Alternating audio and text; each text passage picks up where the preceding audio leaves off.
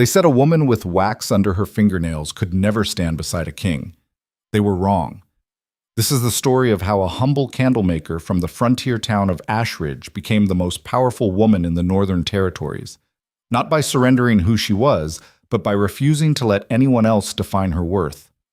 It's a tale of scent bonds and mountain fortresses, of a choice made at a crossroads that changed an entire kingdom. If you love stories where the underdog rises, where love defies every rule, and where courage burns brighter than any crown, stay with me until the end. Hit that like button, drop a comment telling me what city you're watching from, and let's begin. Because this is how Rowan Vale proved them all wrong. The Broken Wheel Inn squatted at the edge of the known world like a tired dog, too stubborn to lie down. Its timber walls had weathered 50 winters of mountain wind, and its foundation stones had drunk enough spilled ale to float a ship. The sign above the door, a wagon wheel split clean in half, creaked on rusty chains, announcing to every traveler on the Ashridge to Millhaven Road that this was the last warm bed before the wilderness began in earnest. Rowan Vale pushed through the heavy oak door with her shoulder, her arms full of the leather satchel that held her trade samples. The heat inside hit her face like a wall, wood smoke and bodies, and the yeasty smell of bread that had been baking since dawn. She blinked against the sudden brightness, letting her eyes adjust from the blue twilight outside to the amber glow of tallow candles that lined the common room. "About time," Marcus called from a corner table. He was already halfway through a meat pie, crumbs scattered across his traveling cloak like snow. "Thought you got lost in the stables." "The mare threw a shoe," Rowan said, threading her way between occupied tables. "Had to wait for the smith." She dropped her satchel beside the bench and slid in across from Marcus and Elena, her two traveling companions on this thrice-yearly journey to sell her candles at the Millhaven market. Marcus was a leather worker, broad-shouldered and practical, with hands that could stitch a saddle seam fine enough to hold through a mountain crossing. Elena traded in herbs and remedies, her fingers always smelling of lavender and sage, her dark eyes quick to catch the details others missed. "You look exhausted," Elena said, pushing a clay cup of cider toward her. "When's the last time you slept more than 4 hours?" Rowan wrapped her hands around the cup, grateful for its warmth. "I'll sleep when the candles are sold and the coins in my pouch." "That's what you said last season," Marcus pointed out around a mouthful of pie. "And the season before. You're going to work yourself into an early grave, Vale. Better than starving into one." It was the truth, stark and simple as winter stone. Rowan had built her candle-making business from nothing, literally nothing, unless you counted the half-ruined cottage her grandmother had left her, and a single brass pot for rendering tallow. 5 years ago, she'd been the girl everyone in Ashridge pitied, orphaned young, too proud to beg, too stubborn to marry the miller's son just for security. Now she was the woman everyone in Ashridge depended on when they needed quality light that wouldn't gutter in a draft or smoke up their ceilings. She'd earned that. Every blister, every sleepless night spent dipping wicks, every careful negotiation with merchants who thought a woman alone could be cheated, she'd earned all of it. The serving girl arrived with Rowan's dinner, mutton stew, dark bread, a wedge of hard cheese. Simple food, but honest. Rowan ate methodically, her body grateful for the fuel even if her mind was already tallying tomorrow's miles, calculating how early they'd need to leave to reach Millhaven by market day. "Rowan." Elena's voice had gone quiet, the way it did when she was about to say something Rowan wouldn't want to hear. "What?" "Don't look now, but there's a man at the bar who's been watching you since you walked in." Rowan didn't look. She never looked. "Then he can watch all he wants. I'm here to eat, not to flirt." "This one's different," Marcus said, and there was something odd in his tone, half amusement, half wariness. "He's dressed too fine for this place, got the look of someone who's used to people stepping aside when he walks past." "Then he's definitely not interested in a woman who smells like beeswax and road dust," Rowan said flatly. She tore off a piece of bread and dragged it through her stew. "Probably just bored, looking for entertainment." "He's not looking at you like you're entertainment," Elena murmured. "He's looking at you like you're the only person in the room." "Stop it." But even as she said it, Rowan felt something shift in the air.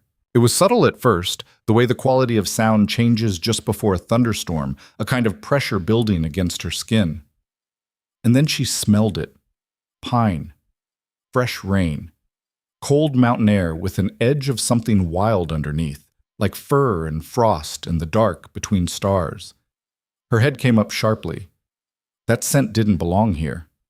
The broken wheel smelled like smoke and stew and unwashed travelers, not like a forest after rainfall. Not like, "He's coming over," Marcus said under his breath. "Rowan, I heard you." She kept her eyes on her stew, her heart suddenly beating too fast. This was stupid. She was being stupid. Men passed through this inn every day, and none of them mattered to her life, her work, her carefully constructed independence. She wasn't some village girl who'd lose her head over a handsome stranger with a nice cloak. Except the scent was getting stronger. Pine and rain, and something underneath that made her want to breathe deeper, pull it into her lungs and hold it there. Footsteps stopped beside their table. "Forgive the intrusion." The voice was low, controlled, with the kind of natural authority that didn't need to be loud. Rowan's fingers tightened on her spoon, but she forced herself to look up. The man standing beside their table was tall. Not unusually so, but tall enough that he seemed to fill the space around him with a kind of casual certainty. His dark hair was pulled back from a face that was all hard angles and sharp intelligence, and his eyes, gray, like winter sky, locked onto hers with an intensity that made her breath catch. He was beautiful, devastatingly so. But it wasn't his looks that made her heart slam against her ribs. It was the way he was looking at her, like he'd been searching for something his entire life, and had just found it sitting in a roadside inn with stew on her plate and dust in her hair. "I couldn't help but notice," he continued, and his gaze never wavered from hers, "that you're traveling with trade goods. Candles, if I'm not mistaken." Rowan blinked. Of all the things she'd expected him to say, that wasn't it.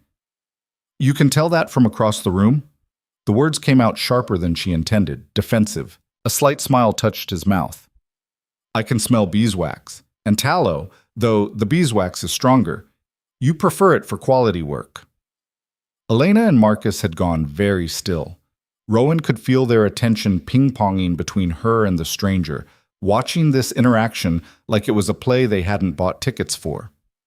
"Most people can't tell the difference," Rowan said slowly. "Most people don't pay attention." He tilted his head slightly, and that strange scent, pine, rain, wildness, seemed to wrap around her like invisible smoke. "May I sit?" "The table's full," Marcus said, his voice carefully neutral. "I don't mind standing." The stranger's eyes still hadn't left Rowan's face. "I'm curious about your craft. I've been trying to solve a lighting problem in my home. The candles we use are inefficient. They burn too fast, smoke too much, leave residue on the stonework." Despite herself, Rowan felt her professional interest kindle. "Sounds like you're using cheap tallow with poorly trimmed wicks, or your candlemaker is adding too much hardener to cut costs. Is that fixable?" "Everything's fixable if you're willing to pay for quality materials and proper technique." The stranger smiled then, a real smile, not the polite half-expression from before. It transformed his entire face, warming those winter sky eyes. "I like how you think. Quality matters." "Quality is all that matters," Rowan said. "In my trade, anyway. A bad candle can burn down a house. A good one can save a life." "I'd like to hear more about that." He pulled out the chair Marcus had claimed was non-existent and sat down with the easy confidence of someone who'd never been told no in his life. "If you don't mind the company." Elena kicked Rowan under the table. Rowan ignored her. "I don't usually discuss trade secrets with strangers," she said. "Then let's fix that." He extended his hand across the table. "I'm Adrian." His hand was warm, calloused in unexpected places. Not a merchant's soft palms, but not a laborer's either. Something in between. His grip was firm without being aggressive, and the moment their skin touched, that pine and rain scent flooded her senses so strongly she almost gasped. "Rowan?" she managed. "Rowan Vale." "A pleasure, Rowan Vale." He released her hand, but the scent lingered, and she could still feel the ghost of his touch against her palm. "So, tell me about candles." It should have been absurd. She should have laughed him off, gone back to her stew, let Marcus and Elena tease her about the handsome stranger once he left. Instead, she found herself talking. She told him about the difference between beeswax and tallow, about how the quality of the wax mattered less than the preparation of the wick, about the careful balance between burn time and light output. She explained why rush lights were cheaper but wasteful, why lantern candles needed different formulations than altar candles, why scented candles were a luxury but unscented ones were more reliable for long-term storage. Adrian listened like every word mattered. He asked intelligent questions, not the surface-level curiosity of someone making polite conversation, but the detailed inquiries of someone who genuinely wanted to understand. He leaned forward when she described the chemical process of rendering fat, his eyes sharp with interest. He nodded when she explained the importance of temperature control, clearly following the logic of what she was saying. "You're passionate about this," he said, after she'd been talking for nearly 20 minutes straight. Rowan felt heat creep into her cheeks. "Sorry, I don't usually go on like that. People's eyes glaze over when I talk shop." "Mine haven't." No, they hadn't. If anything, he was watching her more intently now, like every word had revealed something new and fascinating. "Why candles?" Adrian asked. "Of all the trades you could have learned, why that one?" It was a more personal question than she'd expected, and for a moment Rowan considered deflecting. But there was something in his expression, genuine curiosity without judgment, that made her answer honestly. "Because light matters," she said simply, "especially where I come from. Ashridge is on the frontier. Winter nights are long and cold, and good light can mean the difference between productivity and idleness, safety and danger. My grandmother taught me the craft, and when she died, she left me her cottage and her tools. I could have sold them, taken the money, married someone who'd provide for me." She met Adrian's eyes steadily. "I chose the candles instead." "Why?" "Because they were mine." The words came out fiercer than she intended. "Not given to me. Not dependent on someone else's goodwill. Mine because I worked for them. Because I learned the craft and built the business with my own hands. That matters to me." Something shifted in Adrian's expression, a kind of recognition maybe, or respect. "Independence is worth protecting." "Everything's worth protecting," Rowan said, "especially the things you built yourself." Across the table, Marcus cleared his throat meaningfully. "It's getting late. We've got an early start tomorrow." He was right. The common room had emptied considerably since Adrian had sat down, and the serving girl was already dousing some of the tallow lights around the perimeter. Rowan hadn't even noticed the time passing. Of course. Adrian stood with fluid grace, and suddenly Rowan realized how tall he actually was. Tall enough that she had to tilt her head back slightly to meet his eyes. "Thank you for the education, Rowan Vale. I won't forget it."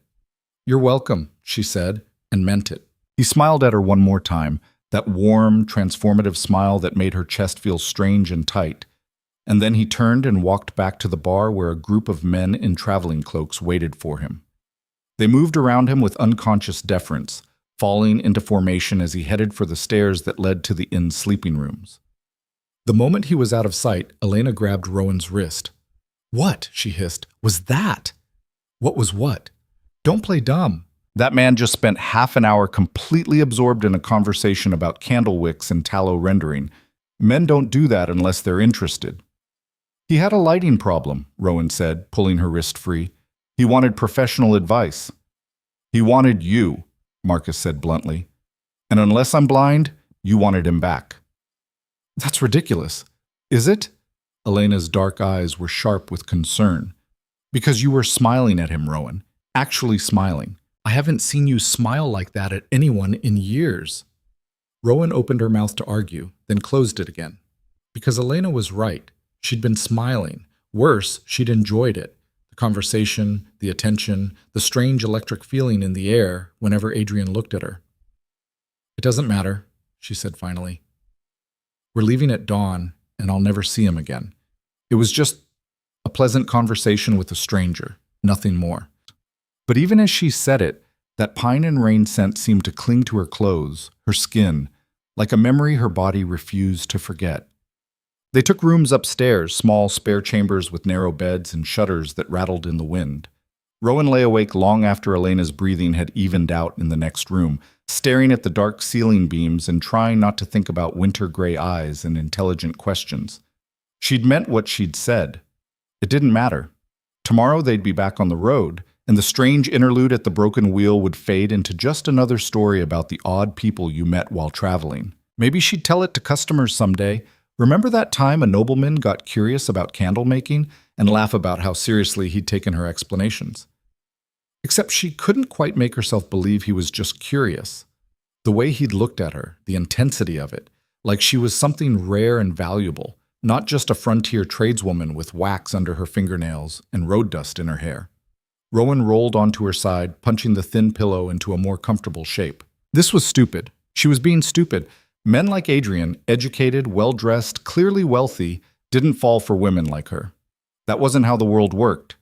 She'd learned that lesson early and learned it well. The world divided itself into clean categories. The people who had power and the people who didn't. The people who commanded rooms and the people who served them.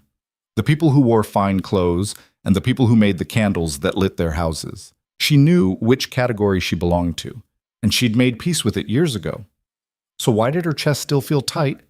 Why could she still smell pine and rain every time she closed her eyes? Rowan forced herself to breathe slowly, deliberately, until the racing of her heart calmed to something manageable. Tomorrow. They'd leave tomorrow, and this strange, unsettled feeling would fade. It had to. She woke to the sound of Marcus pounding on her door. "Vale, sun's up! We're losing daylight!" Rowan dragged herself out of bed, her body protesting after too little sleep. She splashed cold water from the basin on her face, changed into fresh travel clothes, and was downstairs with her pack before the inn's breakfast service had properly started. The common room looked different in morning light, smaller, more ordinary, with none of the amber mystery of the night before. A few early risers sat at scattered tables, eating porridge and dark bread. The innkeeper's wife moved between them with a coffee pot, her face creased with the particular exhaustion of someone who'd been up since before dawn. "No sign of your admirer," Elena murmured as Rowan joined them at a corner table. "He wasn't my admirer. He was a stranger with a lighting problem." "Right. Keep telling yourself that." But they ate quickly, porridge sweetened with honey, bread with butter, strong coffee that helped chase away the fog of insufficient sleep. Marcus settled their bill while Rowan and Elena checked the packs, making sure everything was secure for another day of travel. The mare's new shoe had been fitted well. Rowan ran her hand down the horse's leg, checking for heat or swelling, and found none. "Ready?" Marcus asked, swinging up into his saddle. "Ready," Rowan confirmed. They rode out into a morning that promised rain before nightfall. The sky hung low and gray, and the wind carried the smell of wet earth and distant storms. The road stretched ahead of them, rutted and familiar, leading toward Millhaven and the market and the business that was the entire reason for this journey. Rowan settled into the rhythm of riding, letting her mind drift to practical concerns. How many candles she'd packed, what prices she'd ask, which merchants she needed to visit first. This was her world, tangible, predictable, built on effort and skill and careful planning. The strange encounter at the Broken Wheel already felt like something from a dream. They'd covered maybe 3 miles when Elena suddenly pulled her horse up short. "There's a rider coming fast," she said, shading her eyes against the pale morning light. Rowan turned in her saddle. A single horseman was approaching from the direction of the inn, his mount eating up the distance with ground-covering strides. As he got closer, she could make out details. Dark cloak, confident seat, and... Her breath caught. It was Adrian. He pulled up alongside them with a smile that somehow looked both apologetic and determined. "Forgive me for chasing you down. I realized I never properly introduced myself last night." "You said your name was Adrian," Rowan said carefully. "It is." He swung down from his horse with easy grace, but I wasn't entirely forthcoming about the rest. He met her eyes steadily, and she saw something in his expression that might have been nervousness, strange, on a man who seemed so completely self-assured. "My full name is Adrian Thorne. I'm the Alpha King of the Northern Mountain Territories." The world seemed to tilt sideways. Marcus swore quietly. Elena's hand flew to her mouth. Rowan just stared, her mind refusing to process the words into anything that made sense. "You're... what?" "The king," Adrian repeated gently, "of the northern reaches, Blackridge Hold and the 13 mountain territories that fall under its protection." He took a step closer, and that pine and rain scent washed over her again, so strong it made her dizzy. "I should have told you last night, but you were talking about candles with such passion, And you looked at me like I was just a person, not a title, and I—" He trailed off, something vulnerable flickering across his face. I didn't want it to end. Rowan's horse shifted restlessly beneath her, picking up on her sudden tension. Her hands tightened on the reins until her knuckles went white. "This is a joke," she said flatly. "Some kind of elaborate prank." "It's not."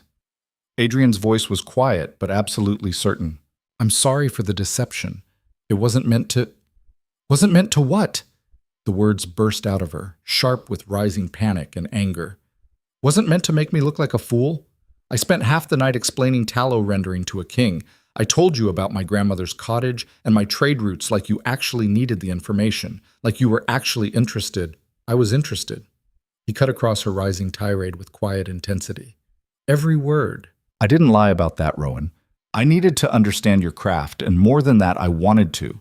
Because watching you talk about something you love, watching your whole face light up with it, that was the most real thing I've experienced in years." "Real?" She laughed, and it came out bitter. "Nothing about this is real.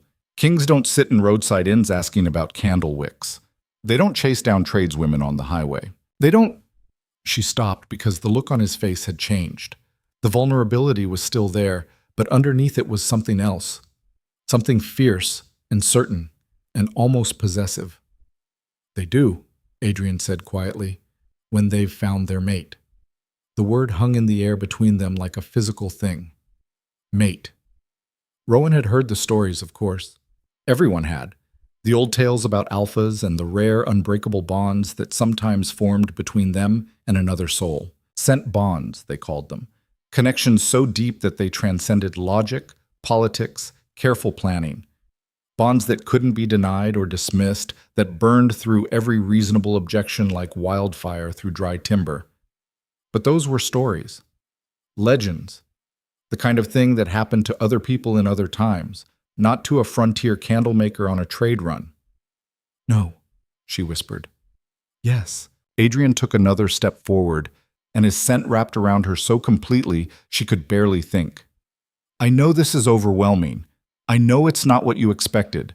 But from the moment you walked into that inn last night, I could smell you, pine smoke, and beeswax, and something underneath that was just you. And when you looked at me, when you started talking about your craft, like it was the most important thing in the world—" He shook his head slowly. "I've been ruling for 10 years, Rowan. 10 years of politics and treaties and careful alliances, and none of it has ever felt as right as sitting at that table listening to you explain why wick trimming matters." "This is insane," Rowan said, but her voice shook, because she could feel it too. That pull. That impossible, undeniable sense of rightness that had made her talk for 20 minutes straight to a stranger about her work. That sense that she'd found something she didn't know she'd been missing. "Maybe," Adrian agreed, "but that doesn't make it untrue." Behind her, Marcus and Elena sat frozen in their saddles, watching this entire interaction with expressions that suggested they'd stumbled into a bard's tale and weren't sure how to exit. "Sire," Marcus started, his voice rough with uncertainty. "Just Adrian, please." The king glanced at him briefly, then back to Rowan. "I'm not here as a king right now. I'm here as a man trying to convince the woman who's apparently been made for him not to ride away and never look back." "I have to," Rowan said desperately. "I have candles to sell, commitments to honor, a business to run. I can't just— This isn't my world. You're a king. I make candles. That's not— We can't—" She was stammering, her usual eloquence completely deserting her. But Adrian just listened, patient and intent, like even her panicked half-sentences mattered. "What if I visited Millhaven?" he said quietly. "Not as a king making a state visit, but as someone who'd like to see you again, to talk more, to understand what this is between us." "What it is," Rowan said, "is impossible. Most worthwhile things are." And there it was again. That smile that transformed his entire face, warm and genuine and utterly devastating. Rowan felt her resolve waver like a candle flame in a draft. "I don't know what you want from me," she whispered. "I want you to keep being exactly who you are," Adrian said simply. "The woman who chose candles over security, who built something with her own hands and refuses to apologize for it. I want to know that person, and I want—" He paused, and for the first time he looked uncertain. I want the chance to see if this bond is as real as it feels. The wind picked up, carrying the first cold drops of the promised rain. Rowan's horse danced sideways, eager to find shelter. Everything logical in her mind was screaming at her to ride away, to put distance between herself and this beautiful, impossible man who smelled like mountain forests and spoke about bonds and fate. But her chest felt like it was being torn in two. I don't believe in fate, she said finally. I believe in work, in choices, in building things that last because you put in the effort, not because the universe decided they should exist. I know, Adrian said. I heard that in every word you spoke last night. And I'm not asking you to surrender your beliefs, Rowan. I'm asking you to consider that maybe, just maybe, some things are worth taking a risk for. The rain was coming down harder now, plastering her hair to her face, running down the back of her collar. Elena and Marcus were looking at her with identical expressions of concern and barely suppressed curiosity. And Adrian stood there in the downpour waiting for her answer like it was the most important thing in his world. One conversation, Rowan heard herself say, in Millhaven.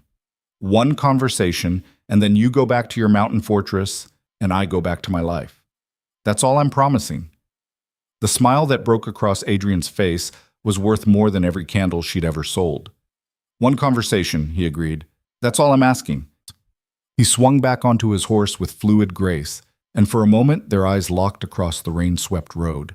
Then he wheeled his mount around and rode back toward the inn, his cloak streaming behind him like dark wings. Rowan stared after him until he vanished around a bend in the road. Holy shit, Elena breathed. You can say that again, Marcus muttered. Rowan just sat there in the rain, her heart pounding so hard she thought it might crack her ribs, and wondered what in the name of all that was sacred she'd just agreed to. They rode in silence for the next hour, the rain drumming steadily on their cloaks and turning the road into a river of mud. Rowan's mind spun in circles, trying to process what had just happened and failing completely. A scent bond. With a king. It was the kind of story people told in taverns after too much ale. The impossible romance, the frontier woman and the powerful ruler, the bond that transcended every reasonable obstacle. Except those stories always ended the same way, with the woman either transformed into a queen or destroyed by the very forces that had pulled them together. Rowan had no interest in either option. You're thinking too hard, Elena said finally, guiding her horse closer. I can practically hear your thoughts from here. I'm trying to figure out how this became my life. By attracting the attention of the most powerful alpha in the Northern Territories, apparently. Elena's voice was dry but not unkind. You always did have terrible luck. This isn't luck. This is, Rowan gestured helplessly, a disaster waiting to happen. Maybe. Or maybe it's exactly what it looks like. A man who's genuinely interested in you. He's a king, Elena. Kings don't fall for candlemakers. That's not how power works. Scent bonds don't care about power, Marcus said from up ahead, not turning around. My grandmother told stories about them. She said they were older than politics, stronger than strategy. Said they made fools of wise men and heroes of cowards. Great, Rowan muttered. That's exactly what I need. Ancient magic that makes people act like idiots. But even as she said it, she could still smell pine and rain on her clothes, and her chest ached with something that felt suspiciously like longing. Shit. They reached Millhaven 2 days later, exhausted and mud-splattered and ready for actual beds and hot food. The town rose up along the banks of the Mill River, a prosperous trading hub where merchants from 5 territories met to buy and sell everything from grain to gemstones. Rowan had been making this journey 3 times a year for the past 4 years, and the familiar sight of the market square and the guild halls usually filled her with satisfaction. Today, it just made her anxious. Because somewhere in this town, or on the road behind them, was Adrian Thorne, Alpha King of the Northern Territories, who had promised her one conversation and looked at her like she was the answer to a question he'd been asking his entire life. Stop scanning the crowds, Elena murmured as they stabled their horses at the merchant's quarter. He said he'd find you. He will. I'm not scanning. You've looked over your shoulder 17 times since we entered the town. I counted. Rowan forced herself to focus on the task at hand. They rented stall space in the central market, a prime location near the fountain where foot traffic was heaviest. Marcus set up his leather goods display with practiced efficiency, while Elena arranged her herbs and tinctures in neat, appealing rows. Rowan unpacked her candles carefully, setting out her best work. Beeswax tapers that burned clean and bright, scented varieties infused with lavender and rosemary, specialty candles for specific uses, waterproof wax for outdoor lanterns, extra-long wicks for watchtower lights, compact travel candles that wouldn't break in a saddlebag. Each one represented hours of work, careful attention to detail, pride in craft. Looking at them steadied her, reminded her of who she was beyond whatever strange pull existed between her and a mountain king. She was Rowan Vale. She made light in the darkness. That was enough. It had to be enough. The market opened at dawn, and within an hour her stall was busy with customers. A merchant's wife haggled cheerfully over a dozen scented candles. A ship's captain bought an entire case of waterproof lantern lights. A young couple planning their wedding commissioned custom tapers for the ceremony. Rowan fell into the familiar rhythm of trade, demonstrating quality, explaining value, negotiating prices with the careful balance of firmness and flexibility that kept customers happy and her profits healthy. This was her element. This was what she knew. And then, just after midday, she caught the scent of pine and rain drifting through the market air. Her head came up sharply. Adrian stood at the edge of the market square, dressed more simply than he'd been on the road, just dark trousers, a plain shirt, a traveling cloak that didn't immediately scream royalty. But there was no disguising the way people moved around him, that unconscious deference that came from recognizing power even when it wasn't announced. Their eyes met across the crowded square. He smiled, and Rowan's carefully constructed composure cracked clean in half. Adrian wove through the market crowd with the kind of easy confidence that came from a lifetime of moving through spaces and expecting them to accommodate you. People shifted aside without seeming to notice they were doing it, creating a path that led straight to Rowan's stall. She watched him approach with her heart hammering against her ribs, her hands frozen in the middle of wrapping a customer's purchase. "Miss Vale," the customer said, a touch of impatience in her voice. "The candles?" Rowan jerked her attention back, forcing a smile. "Of course. My apologies." Her fingers fumbled with the twine, suddenly clumsy. She could feel Adrian getting closer, that pine and rain scent growing stronger with each step, and it made her want to simultaneously run toward him and flee in the opposite direction. She handed over the wrapped package and accepted payment with hands that trembled just slightly. The customer departed with a satisfied nod, and then there was nothing between Rowan and the man who'd upended her entire understanding of how the world worked. "You found me," she said, aiming for casual and landing somewhere closer to breathless. "You made it easy." Adrian gestured at the display of candles, his expression warm with genuine admiration. "Your work is beautiful. I can see the quality even from across the square." "Flattery isn't necessary. I already agreed to one conversation." "It's not flattery if it's true." He picked up one of her beeswax tapers, examining it with the same careful attention he'd given her words at the inn. Perfect symmetry, clean lines. The wick is centered exactly. This is craftsmanship. Despite her best efforts to remain unaffected, Rowan felt a flush of pride. "Thank you." "When can you take a break?" Adrian asked, setting the candle down carefully. "I know you're working, but I was hoping we could talk. Properly, I mean. Not in the middle of a marketplace." Rowan glanced at Elena, who was pretending to organize her herb jars while very obviously eavesdropping on every word. "Go," Elena said without looking up. "I can watch your stall for an hour." "Are you sure?" "Rowan, go." Elena did look up then, her dark eyes sharp with meaning. "Some opportunities don't come twice." "Neither do some mistakes," Rowan muttered, but she was already untying her work apron and stepping out from behind the display table. Adrian's smile could have lit the entire market without a single candle. They walked in silence through the crowded streets, away from the commercial heart of Millhaven and toward the quieter residential quarter where old houses leaned against each other like tired friends. The air here smelled of wood smoke and baking bread instead of commerce and animals. Adrian moved beside her with an easy stride, not touching, but close enough that she could feel the heat of him, the strange magnetic pull that made her want to lean closer. "There's a garden," he said finally, "near the river. It's public, but usually quiet this time of day. Would that work? Rowan nodded, not trusting her voice. The garden turned out to be a small park tucked between two guild halls, with carefully tended flower beds and stone benches arranged under ancient oak trees. True to Adrian's word, it was nearly empty. Just an elderly man feeding pigeons near the fountain and a young mother watching her child chase butterflies through the grass. They sat on a bench overlooking the river, and for a long moment neither of them spoke. Rowan watched the water slide past, brown and swift with spring runoff, and tried to organize her thoughts into something coherent. "You're afraid," Adrian said quietly. It wasn't a question, but Rowan answered anyway. "Of course I'm afraid. You're a king. She gestured helplessly at herself. "Me. This doesn't make sense." Scent bonds rarely do. Adrian turned to face her fully, and the intensity in his gray eyes made her breath catch. "My advisors have spent the last 10 years trying to arrange politically advantageous marriages. Alliance treaties, territorial agreements, strategic partnerships. Everyone designed to strengthen the kingdom through careful calculation." His mouth twisted slightly. "And then I walked into a roadside inn and smelled pine smoke and beeswax, and every single one of those careful plans became completely irrelevant." "That's what I mean," Rowan said desperately.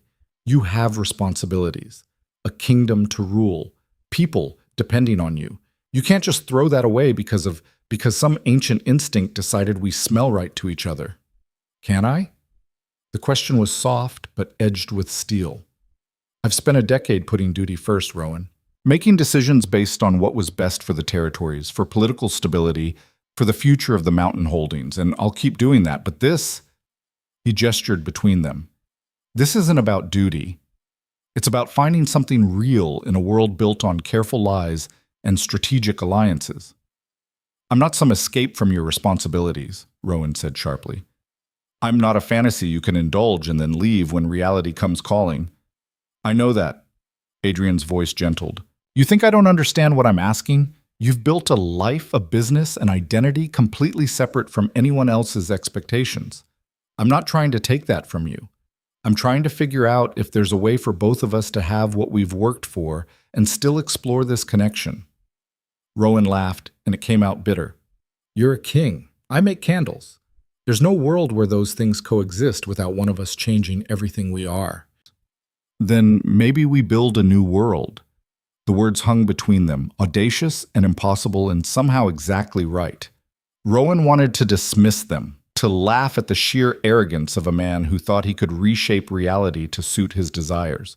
But the look on Adrian's face wasn't arrogant. It was hopeful, vulnerable, like he was offering her something precious and terrifying and waiting to see if she'd accept or shatter it. "I don't know how to do this," she whispered. "Neither do I." Adrian smiled slightly. "But I'm willing to figure it out if you are." Before Rowan could answer, a voice cut across the garden like a blade. "Your Majesty, how unexpected." They both turned. A woman stood at the garden entrance, flanked by 2 attendants in formal livery. She was perhaps 30, beautiful in the way expensive things are beautiful, polished, perfect, utterly untouchable. Her gown was silk, her dark hair arranged in elaborate braids wound through with gold thread. And her expression was the kind of cool superiority that came from never doubting your place in the world. Adrian's entire posture changed. Not afraid exactly, but wary, controlled. "Lady Celeste, I didn't expect to find you in Millhaven." "Clearly." Lady Celeste's gaze swept over Rowan with the kind of dismissive assessment usually reserved for livestock at market. "I was visiting family when I heard rumors that you'd been seen in the trading district, unescorted, unannounced." Her smile was sharp enough to draw blood. "Naturally, I came to investigate." "I'm perfectly capable of traveling without a royal entourage," Adrian said evenly. "Of course you are, Your Majesty." Celeste's tone suggested the opposite. "But one must consider appearances. A king, alone in a frontier town, keeping company with—" She paused delicately, her eyes flicking to Rowan again. "Merchants." The word landed like an insult. Rowan felt heat crawl up her neck, a familiar anger kindling in her chest. The same anger she'd felt every time someone in Ashridge had suggested she should give up her foolish independence and marry someone sensible. The same anger that had fueled 5 years of building a business no one believed in. Miss Vale is a master candlemaker, Adrian said, and there was an edge in his voice now. Her work is exceptional. I'm sure it is. Celeste's smile didn't waver. How lovely that you take an interest in local crafts during your travels. She turned her attention fully to Adrian, dismissing Rowan as thoroughly as if she'd ceased to exist. However, I must insist you return to Blackridge Hold immediately. There are urgent matters requiring your attention. The border disputes with the eastern valleys, the grain negotiations with the southern holdings, I'm aware of the schedule, Lady Celeste. Then you'll understand why this excursion is impossible to justify. Celeste took a step closer, and her voice dropped to something that might have been concern if it weren't so clearly calculated. People are talking, Adrian, wondering where their king has gone, what could possibly be important enough to draw you away from your duties. You know how quickly rumors spread, how damaging they can be. Adrian's jaw tightened. For a moment, Rowan saw the weight of his position settle onto his shoulders like a physical burden, the thousands of people depending on his decisions, the delicate political balance he had to maintain, the constant pressure of leadership. One day, he said quietly, I'm asking for one day. A day could become a week could become a month. Celeste's expression softened into something that might have been genuine sympathy. I understand the appeal of escape, truly. But you're not a man who can afford to indulge in fantasy. The kingdom needs you. Your people need you. Rowan stood abruptly. The movement drew both their gazes, and she saw surprise flicker across Celeste's face, like she'd forgotten Rowan had the capacity for independent action. Your Majesty, Rowan said, and her voice came out steady despite the chaos in her chest. Lady Celeste is right. You have responsibilities that matter far more than a conversation in a garden. I appreciate your interest in my work, but she forced the words out, each one feeling like swallowing glass. But you should return to your kingdom, where you belong. Adrian's head snapped toward her, his eyes wide with something that looked like betrayal. Rowan, thank you for the kind words about my candles, she continued, speaking over him. I hope your lighting problems at home can be resolved. She turned and walked away before her courage could fail. Each step felt like tearing something vital out of her chest, but she kept moving. Out of the garden, back toward the market square. Away from the impossible situation and the man whose scent made her want things she had no right to want. Behind her, she heard Celeste's satisfied voice. A sensible woman. How refreshing. Rowan didn't look back. But she made it 3 blocks before Elena caught up with her, slightly out of breath from running. What happened? Elena demanded. You look like someone died. Nothing happened. Rowan's voice was flat. A noblewoman reminded the king of his duties, and I agreed with her. That's all. That's not all. You're shaking. Rowan looked down at her hands. Elena was right. They were trembling like leaves in a storm. She clenched them into fists, willing the weakness away. It doesn't matter, she said. He's going back to his mountain fortress, and I'm going back to selling candles. Everything returns to normal. Normal? Elena repeated skeptically. Right. Because you always shake like this when things are normal. Drop it, Elena. Fine. But Elena's expression was troubled as they walked back toward the market. For what it's worth, I think you made a mistake. Probably. Rowan's throat felt tight. But it's my mistake to make. The afternoon passed in a blur of customers and transactions. Rowan sold candles with mechanical efficiency, smiling and negotiating and demonstrating quality like none of the morning's events had happened. But her chest ached with every breath, and the scent of pine and rain seemed to cling to her clothes no matter how much she moved around. Near closing time, a young boy appeared at her stall with a sealed letter. For Miss Rowan Vale, he announced importantly. From a gentleman what paid me a whole copper to deliver it proper. Rowan took the letter with numb fingers. The seal was unmarked. No royal crest, no identifying marks. Just plain wax pressed with a thumbprint. She waited until the boy had scampered away before breaking the seal. The handwriting was strong and angular. The letters formed with the careful precision of someone who'd been taught by strict tutors. Rowan, I'm returning to Blackridge Hold, not because Lady Celeste commanded it, but because you asked me to. Your wishes matter more to me than my own desires, and if you truly want me gone, I'll respect that. But I need you to know something first. A scent bond isn't just attraction. It's not infatuation or temporary madness. It's recognition, the kind that happens maybe once in a generation, if that. My grandmother had it with my grandfather. She told me it felt like finally understanding a language you'd been hearing your whole life without comprehension. That's what I feel when I'm near you. Understanding, rightness, home. I don't expect you to feel the same. I don't expect you to upend your life for a stranger who happens to be a king. But I needed you to know that what happened in that garden wasn't me choosing duty over you. It was me choosing to honor what you wanted, even when it tore me apart. If you change your mind, if any part of you wants to see if this bond is as real as it feels, send word to Blackridge Hold. I'll come. Immediately. Without question. If I never hear from you again, I'll understand that too. And I'll spend the rest of my life grateful that I got to meet you, even if it was only for one night in a roadside inn. Yours, Adrian Rowan read the letter 3 times, each word burning itself into her memory. Then she carefully folded it and tucked it into her pocket, feeling the weight of it against her hip like a physical presence. Bad news? Marcus asked, appearing beside her stall with his unsold leather goods packed for the night. I don't know yet, Rowan said honestly. They stayed in Millhaven for 3 more days, working the market and fulfilling custom orders. Rowan sold every candle she'd brought and took enough commissions to keep her busy for the next 2 months. It should have felt triumphant, proof that her business was thriving, that her skills were valued, that she'd built something real and lasting. Instead, she felt hollow. She caught herself looking for Adrian in crowds, scanning the market for a glimpse of dark hair and winter-gray eyes. Every time she smelled pine, her head would snap up hopefully before she realized it was just the lumber merchant's stalls or someone burning kindling in a cook fire. The letter stayed folded in her pocket, growing soft with constant handling. On their last night in Millhaven, Elena cornered her in their rented room. You're miserable, she said bluntly. And don't try to deny it. I've known you for 5 years, Rowan. I've seen you exhausted, frustrated, angry, determined, but I've never seen you miserable like this. Rowan sat on the edge of her narrow bed, staring at her hands.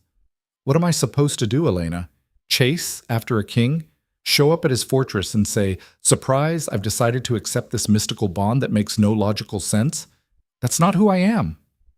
Who are you then? Someone who makes her own choices, who doesn't need anyone else to validate her worth. And what if choosing for yourself means choosing him? Elena sat beside her, her voice gentle. What if independence doesn't mean being alone? What if it just means being brave enough to choose what you actually want instead of what feels safe? Rowan pulled the letter from her pocket, unfolding it for perhaps the 100th time. The words were as devastating now as they'd been the first time she'd read them. Understanding, rightness, home. I'm terrified, she whispered. I know. Elena put an arm around her shoulders. But you're also the woman who built a business from nothing, who refused to marry for security, who traveled frontier roads alone because you believed in your craft. That woman isn't afraid of taking risks. That woman takes calculated risks, ones with clear outcomes and measurable returns. Rowan gestured helplessly with the letter. This is chaos. This is jumping off a cliff and hoping something catches me. Maybe, Elena agreed. Or maybe it's the best decision you'll ever make. Rowan didn't sleep that night. She lay awake watching shadows move across the ceiling, turning the question over and over in her mind. By dawn, she still didn't have an answer, but she had a destination. She found Marcus and Elena at breakfast, both of them looking at her with identical expressions of careful neutrality. I need to make a detour on the way home, Rowan said without preamble. North, to Blackridge Hold. Marcus nodded slowly. We figured. You don't have to come with me. I can travel alone. Don't be stupid, Elena interrupted. Of course we're coming. You think we'd let you walk into the Northern Territories without backup? Besides, Marcus added, his weathered face creasing into a smile, I've always wanted to see the mountain fortress. Heard the masonry work is incredible. Relief flooded through Rowan so powerfully she had to blink back sudden tears. Thank you. Don't thank us yet, Elena said dryly. We still have to survive whatever drama is waiting up there. The journey north took 6 days. The roads grew rougher as they climbed into the foothills, the gentle farmland of the trading territories giving way to rocky slopes and pine forests that stretched toward distant peaks. The air changed too, colder, thinner, carrying the scent of stone and snow even in late spring. Rowan had never been this far north. Ashridge was frontier, yes, but lowland frontier, the kind where the challenges were harsh winters and occasional raiders, not the vertical wilderness that surrounded them now. The mountains rose on either side of the road like ancient sentinels, their tops still white with snow that wouldn't fully melt until midsummer. It was beautiful, stark and wild and utterly unforgiving, but beautiful. Getting nervous yet? Marcus asked on the 5th day, as they made camp beside a rushing stream that tasted of glacier melt. I've been nervous since Millhaven, Rowan admitted. Now I'm just committed to seeing it through. That's not the same as having a plan. No, Rowan agreed, it's not. But what plan could possibly prepare her for walking into a king's fortress and announcing she'd come to explore a mystical bond she didn't fully understand? What words could bridge the gap between who she was, a candlemaker with wax under her fingernails, and what she might become if she let this connection develop? She didn't know. But she was here anyway, riding north toward an uncertain future with her heart in her throat and Adrian's letter folded against her chest. They reached Blackridge Hold on the 6th day, just as the sun was beginning its descent toward the western peaks. The fortress wasn't what Rowan had expected. She'd imagined something brutal and martial, all hard stone and defensive walls, built for war rather than habitation. Instead, Blackridge Hold seemed to grow out of the mountain itself, its dark stone towers rising from granite cliffs like they'd been carved by the same ancient forces that shaped the peaks. Windows glowed with warm light against the gathering dusk, and smoke rose from dozens of chimneys, carrying the smell of cooking fires and human occupation. It looked lived in, real, not some distant seat of power, but an actual place where people made their lives. The gates stood open, and guards in dark cloaks watched their approach with professional interest. One of them stepped forward as they reined in their horses. "State your business." Rowan's mouth went dry. This was it, the moment where she either committed to this insane course of action or turned around and fled back to the safety of her predictable life. She thought of the letter, of Adrian's words, of the way he'd looked at her in the garden, like she was something rare and precious and worth fighting for. "My name is Rowan Vale," she said, and her voice came out steady. "I'm here to see King Adrian." No, the guard's expression didn't change, but something shifted in his posture, a kind of alertness maybe, or recognition. "The king isn't expecting visitors." "He'll see me." Rowan hoped she sounded more confident than she felt. "Tell him the candlemaker from Ashridge is here." For a long moment, the guard just looked at her. Then he nodded to his companion. "Take them to the visitors' hall. I'll inform His Majesty." They were escorted through gates thick enough to withstand a siege, across a courtyard where soldiers trained with quiet efficiency, and into a stone hall that managed to be both austere and comfortable. A fire burned in a massive hearth, and tapestries depicting mountain landscapes softened the hard edges of the architecture. "Wait here," the guard instructed, then disappeared through an interior door. Rowan paced. Elena and Marcus settled onto a bench near the fire, watching her with matching expressions of concern and poorly hidden amusement. "You're going to wear a groove in the floor," Elena observed. "I might throw up." "Please don't. I'm pretty sure defiling a royal hall is treasonous." Rowan laughed despite herself, high and slightly hysterical. "What am I doing here, Elena? This is insane. I should have stayed in Millhaven. I should have—" The interior door opened. Adrian stood in the doorway, and the sight of him hit Rowan like a physical blow. He looked different here, more formal, wearing dark clothes with subtle embroidery that suggested rank without screaming it. His hair was tied back, his expression carefully controlled, but his eyes burned with the same intensity she remembered from the garden, and the scent of pine and rain flooded the hall so strongly she actually swayed on her feet. "Rowan," he said, and her name in his voice sounded like a prayer and a question and an answer all at once. "I changed my mind," she blurted out. "About leaving, about all of it. I thought I could go back to normal, pretend none of this happened, but I can't. I can't stop thinking about what you said in the letter, about understanding and rightness, and—" She was babbling now, words tumbling out in a graceless rush. I don't know how this works. I don't know how to be what you need, but I want to try. If the offer still stands, if you haven't, if Lady Celeste didn't... She's here, Adrian said quietly. Rowan's words died in her throat. What? Lady Celeste Harrow. She arrived 2 days ago. Adrian's jaw tightened. She's made her intentions very clear. She expects to become queen. She has the support of half my advisors, 3 noble houses, and a trade alliance that would benefit the Northern Territories significantly. Each word landed like a stone in Rowan's chest. Of course. Of course a woman like Celeste wouldn't simply give up. Of course there were politics involved, strategies, carefully laid plans that made far more sense than a candlemaker from the frontier. I see, Rowan said, and was proud that her voice didn't shake. Then I've wasted your time. I apologize. We'll leave in the morning. I told her no. Rowan's head snapped up. What? Adrian crossed the room in 3 long strides, and suddenly he was right there, close enough that she could see the exhaustion around his eyes, the tension in his shoulders, the desperate hope in his expression. I told her no, he repeated. To the marriage proposal, to the political alliance, to every carefully reasoned argument about duty and strategy and what's best for the kingdom. I told her that I'd found my mate, and no amount of political convenience could change that. Adrian? She's furious, he continued, speaking faster now, like he was afraid she'd leave before he could finish. She's threatening to withdraw her family's support, to poison relationships with allied territories, to make my reign as difficult as possible. And I don't care, because you're here. You came. Even after I thought I'd lost you, even after you sent me away, you came. I'm terrified, Rowan whispered. So am I.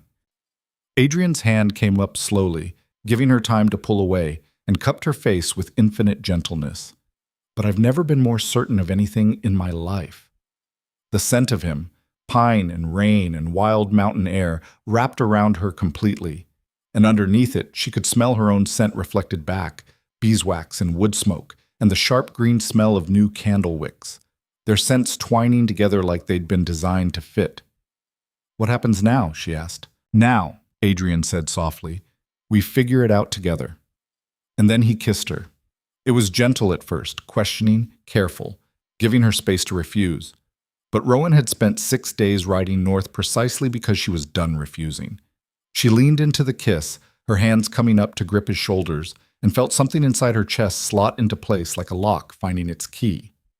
Understanding, rightness, home. When they finally broke apart, both breathing hard, Rowan became aware of Elena's quiet applause and Marcus's gruff clearing of his throat. Not to interrupt, Elena said cheerfully, but I believe there's a furious noblewoman somewhere in this fortress who's going to be very unhappy about this development. Adrian's smile was fierce and satisfied. Let her be unhappy. I've made my choice. But even as he said it, Rowan heard footsteps in the corridor outside, sharp, angry clicks of expensive heels on stone floors. And then a voice dripping with venom. How dare you! Lady Celeste stood in the doorway, her beautiful face twisted with rage, and behind her stood at least a dozen courtiers, all watching with avid interest. How dare you bring that common tradeswoman into this fortress and parade her around like she has any right to be here? Adrian's entire body went rigid. Lady Celeste, you will show respect. Respect? Celeste laughed sharp and bitter. For what? A woman who makes candles? Who has no family, no connections, no understanding of what it means to stand beside a king? She turned her venomous gaze on Rowan. You think a scent bond makes you special? You think it gives you the right to disrupt an entire kingdom's future for your own selfish desires? Rowan felt the words like physical blows, each one landing on old wounds she'd thought long healed. Every doubt she'd had on the journey north came roaring back. She didn't belong here. She wasn't enough. She was foolish to think a candlemaker could stand in a royal court. But then she felt Adrian's hand tighten on hers, solid and certain, and something inside her shifted. She thought of her grandmother's cottage, of 5 years building a business from nothing, of every person who'd told her to give up, to marry, to accept her place in the world's carefully ordered hierarchy. She'd proved them all wrong. You're right, Rowan said, and her voice came out steady and clear. I don't have family connections. I don't understand court politics. I'm just a woman who makes candles. She stepped forward, and Celeste actually took a step back. But I understand work. I understand building something with your own hands. I understand that quality matters more than appearance, and honest craft beats political maneuvering every single time. She met Celeste's eyes squarely. And I understand that a scent bond isn't a choice. It's a gift. One that doesn't care about your plans or your pride or your very expensive dress. Silence fell over the hall like snow. Then Adrian laughed, a real delighted sound that echoed off the stone walls. Well said. Celeste's face had gone white with fury. You'll regret this, she hissed. Both of you. I'll make sure every territory knows what kind of king you are. One who throws away political stability for a common woman's smile. Then they'll know I'm the kind of king who keeps his word, Adrian said calmly. The kind who honors bonds stronger than politics. The kind who believes in partnership over strategy. He looked at Rowan, and his eyes were warm. I can live with that reputation. Celeste turned on her heel and stormed out, her entourage scrambling to follow. The courtiers in the doorway dispersed with nervous whispers, leaving Rowan and Adrian and her two friends alone in the sudden quiet. That, Marcus said into the silence, was spectacular. Rowan started laughing. She couldn't help it. The absurdity of the situation, the adrenaline crash, the sheer relief of having survived her first encounter with royal politics. Adrian pulled her close, his chest shaking with his own laughter, and they stood there in the firelight holding each other while Elena and Marcus grinned like fools. Welcome to Blackridge Hold, Adrian murmured against her hair. It's not always this dramatic. Liar, Rowan said, but she was smiling. Outside the windows, night had fallen completely, and the mountain peaks stood black against a sky full of stars. Somewhere in the fortress, Celeste was probably plotting revenge. Somewhere in the kingdom, people were already spreading rumors about their king's shocking choice. But here, in this moment, with Adrian's arms around her and her friends beside her and the scent of pine and beeswax mingling in the warm air, Rowan felt something she hadn't felt since her grandmother died. She felt like she'd come home. The feeling lasted exactly 3 hours. Rowan woke in guest quarters that were larger than her entire cottage in Ashridge, in a bed so soft she'd initially worried about sinking through to the floor. Dawn light filtered through windows that overlooked the eastern valley, painting the mountain peaks in shades of rose and gold. For one perfect moment, wrapped in blankets that smelled faintly of cedar, and listening to the distant sounds of the fortress waking, she allowed herself to believe this might actually work. Then someone pounded on her door hard enough to rattle the hinges. Miss Vale! The voice was male, urgent, unfamiliar. The king requests your immediate presence in the great hall. Rowan threw off the blankets and dressed quickly in the same travel-worn clothes she'd arrived in. She hadn't exactly packed for a royal visit. Her hair was a disaster, her face still creased from the pillow, but the urgency in that voice suggested appearance wasn't the priority. The great hall was already full when she arrived, not with courtiers in fine dress, but with rough-looking men and women in practical clothes, many of them bearing the weathered faces and calloused hands of people who worked the land. They stood in tight clusters, their voices a low, angry murmur that fell silent the moment Rowan entered. Adrian stood on the raised platform at the hall's far end, his expression grim. When he saw her, something flickered across his face, relief maybe, or concern. He gestured for her to join him. Rowan threaded through the crowd, acutely aware of the eyes tracking her movement. These weren't courtiers assessing her worth in terms of political value. These were Adrian's people, the farmers and herders and craftspeople who depended on their king's decisions, and they were looking at her with open hostility. What's happening? She murmured as she reached Adrian's side. Celeste left last night, he said quietly, but not before sending messages to every major holding in the Northern Territories. She's called a council meeting, today, to formally challenge my decision. Rowan's stomach dropped. She can do that? The Northern Territories operate under old laws, Adrian said, his voice tight. Any noble house can call for a vote of confidence if they believe the king's decisions threaten the kingdom's stability. It hasn't been invoked in 3 generations, but the law still stands. He looked at the assembled crowd, and Rowan saw the weight of leadership settle onto his shoulders like physical armor. These are representatives from the 12 major holdings. They've been traveling all night to get here. Because Celeste convinced them you've lost your mind, Rowan said flatly. Essentially. Adrian's mouth twisted into something that wasn't quite a smile. She's arguing that choosing a mate based on a scent bond over a politically advantageous marriage proves I'm unfit to rule, that I'm letting personal desire override the kingdom's needs. Before Rowan could respond, the hall doors crashed open again. Lady Celeste swept in, flanked by at least a dozen nobles in formal dress, all of them wearing expressions of righteous purpose. She looked nothing like the furious woman from the night before. Now she was composed, elegant, every inch the confident leader making a stand for principle. "King Adrian," she said, her voice carrying clearly through the hall, "I've come to fulfill my duty as a noble of this kingdom, to ensure that our people's welfare is protected, even when difficult conversations are necessary."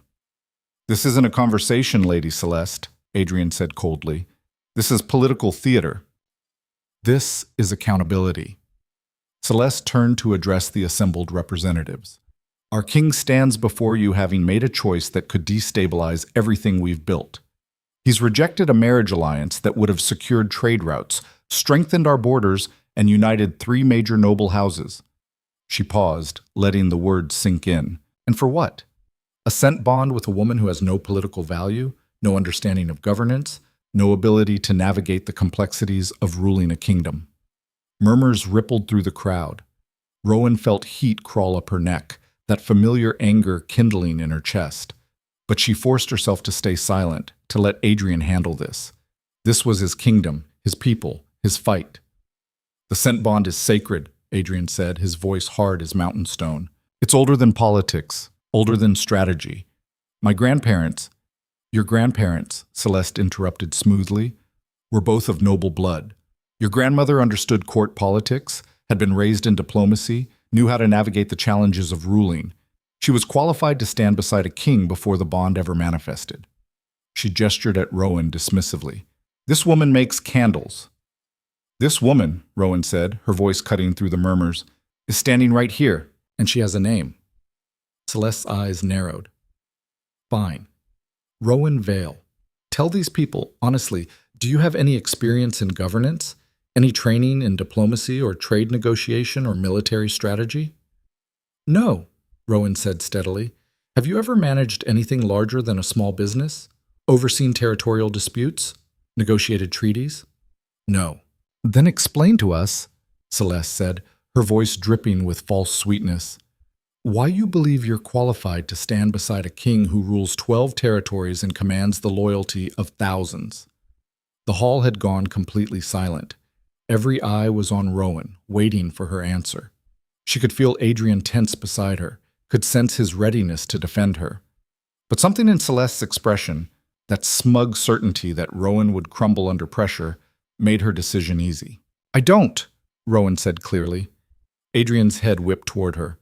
"Rowan, I don't believe I'm qualified to rule," she continued, speaking to the assembled representatives now, not to Celeste.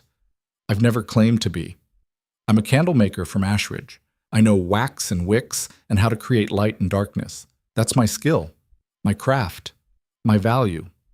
She paused, meeting eyes throughout the crowd. "But I also know that partnerships aren't about one person having all the answers. They're about 2 people bringing different strengths to build something neither could create alone." "Pretty words," Celeste said dismissively. "But words don't feed people during harsh winters. Words don't defend borders or negotiate trade agreements." "No," Rowan agreed, "but neither does marrying someone you don't respect just because they bring political advantages." She turned to face Celeste directly.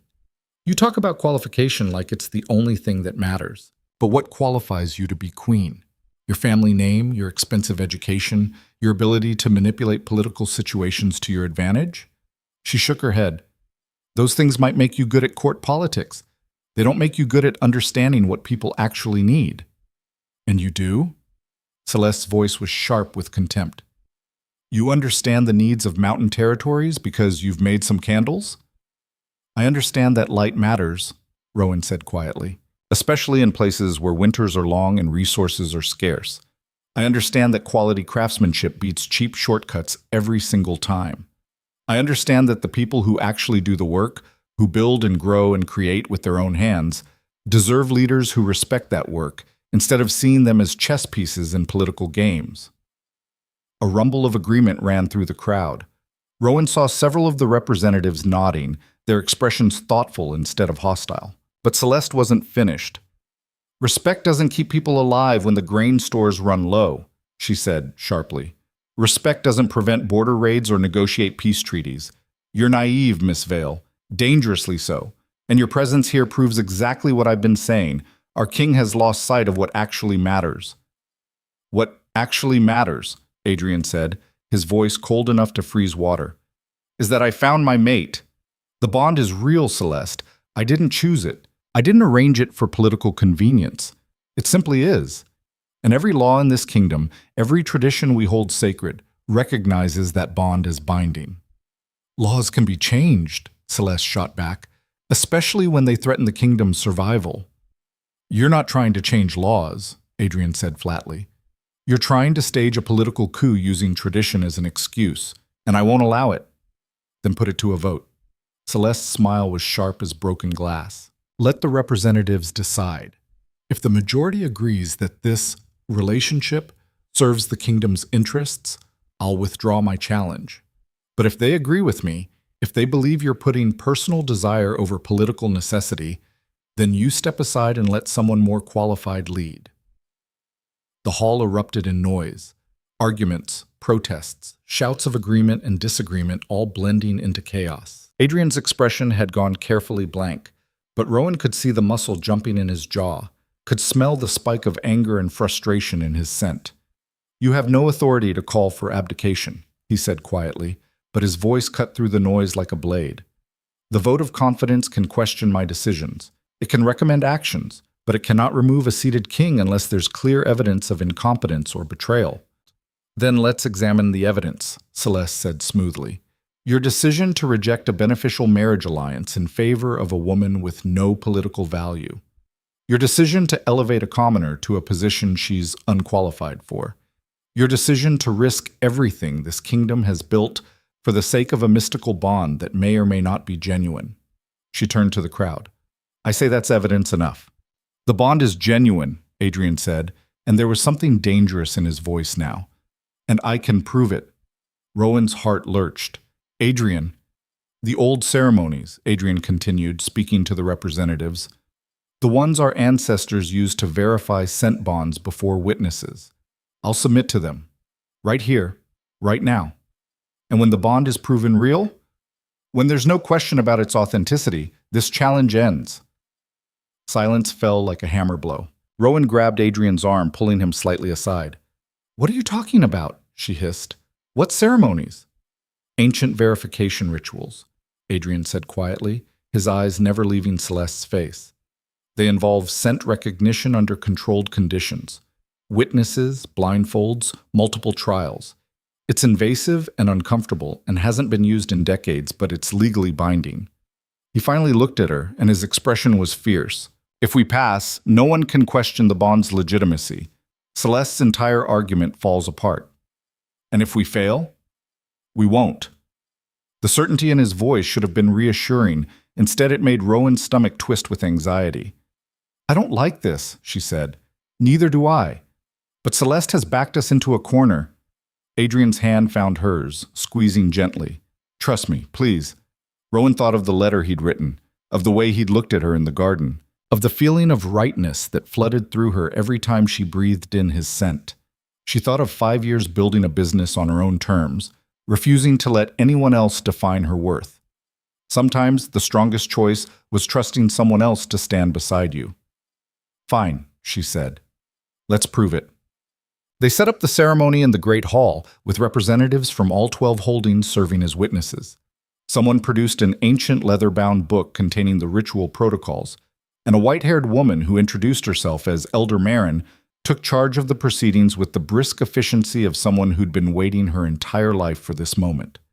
The verification has 3 stages, Marin announced, her voice carrying clearly despite her age.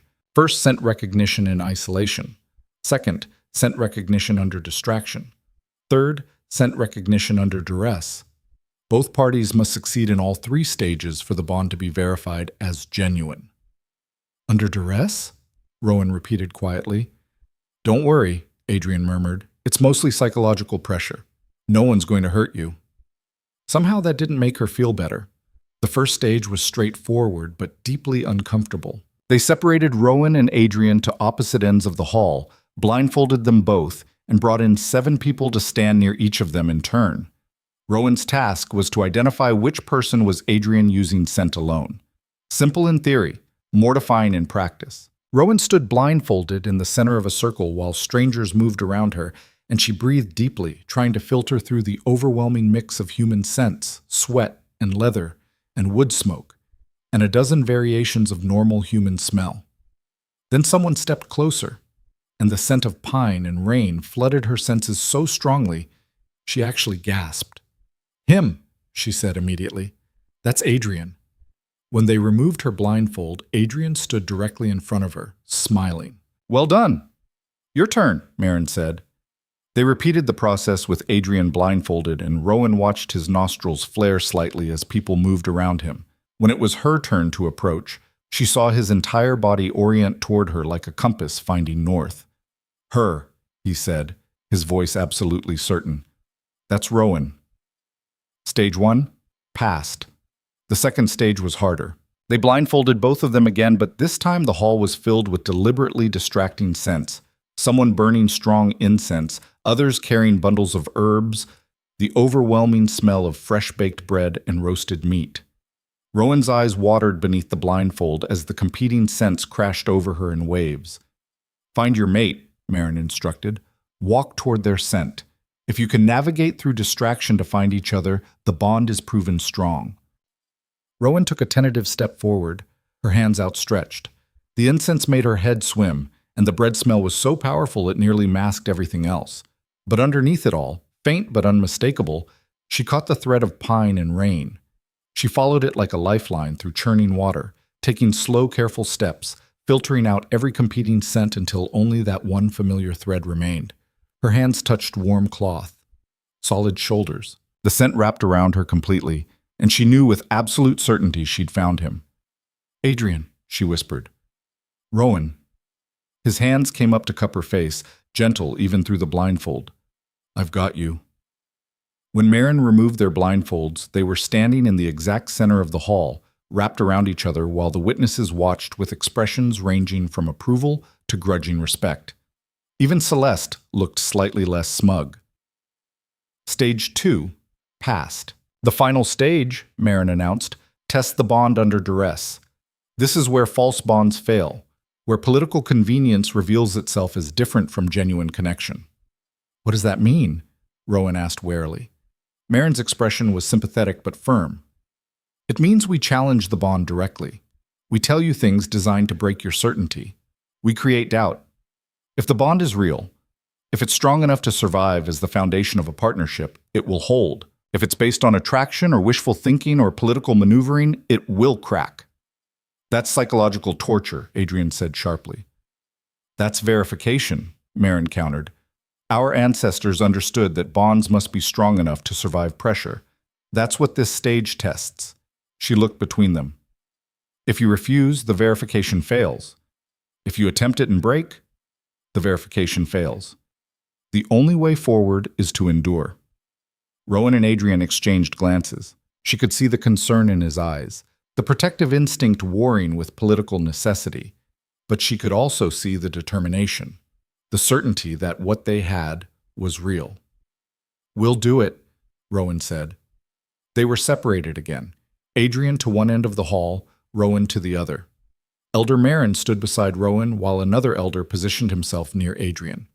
The witnesses formed a circle around the entire space, creating an arena of judgment. Rowan Vale, Marin said, her voice formal and cold. You claim to be King Adrian's true mate, yet you've known him for less than a fortnight. You've spent perhaps 10 hours total in his company. On what basis do you claim this bond is real and not simple infatuation with a powerful man? The question landed like a physical blow. Rowan's mouth went dry. Because it was a fair question, wasn't it? How did she know this wasn't just attraction dressed up as destiny? How could she be certain after such a short time? I, she started, then stopped. Across the hall, Adrian was watching her with fierce intensity. You hesitate, Marin pressed. Perhaps because you recognize the truth? That you've allowed yourself to be swept up in fantasy?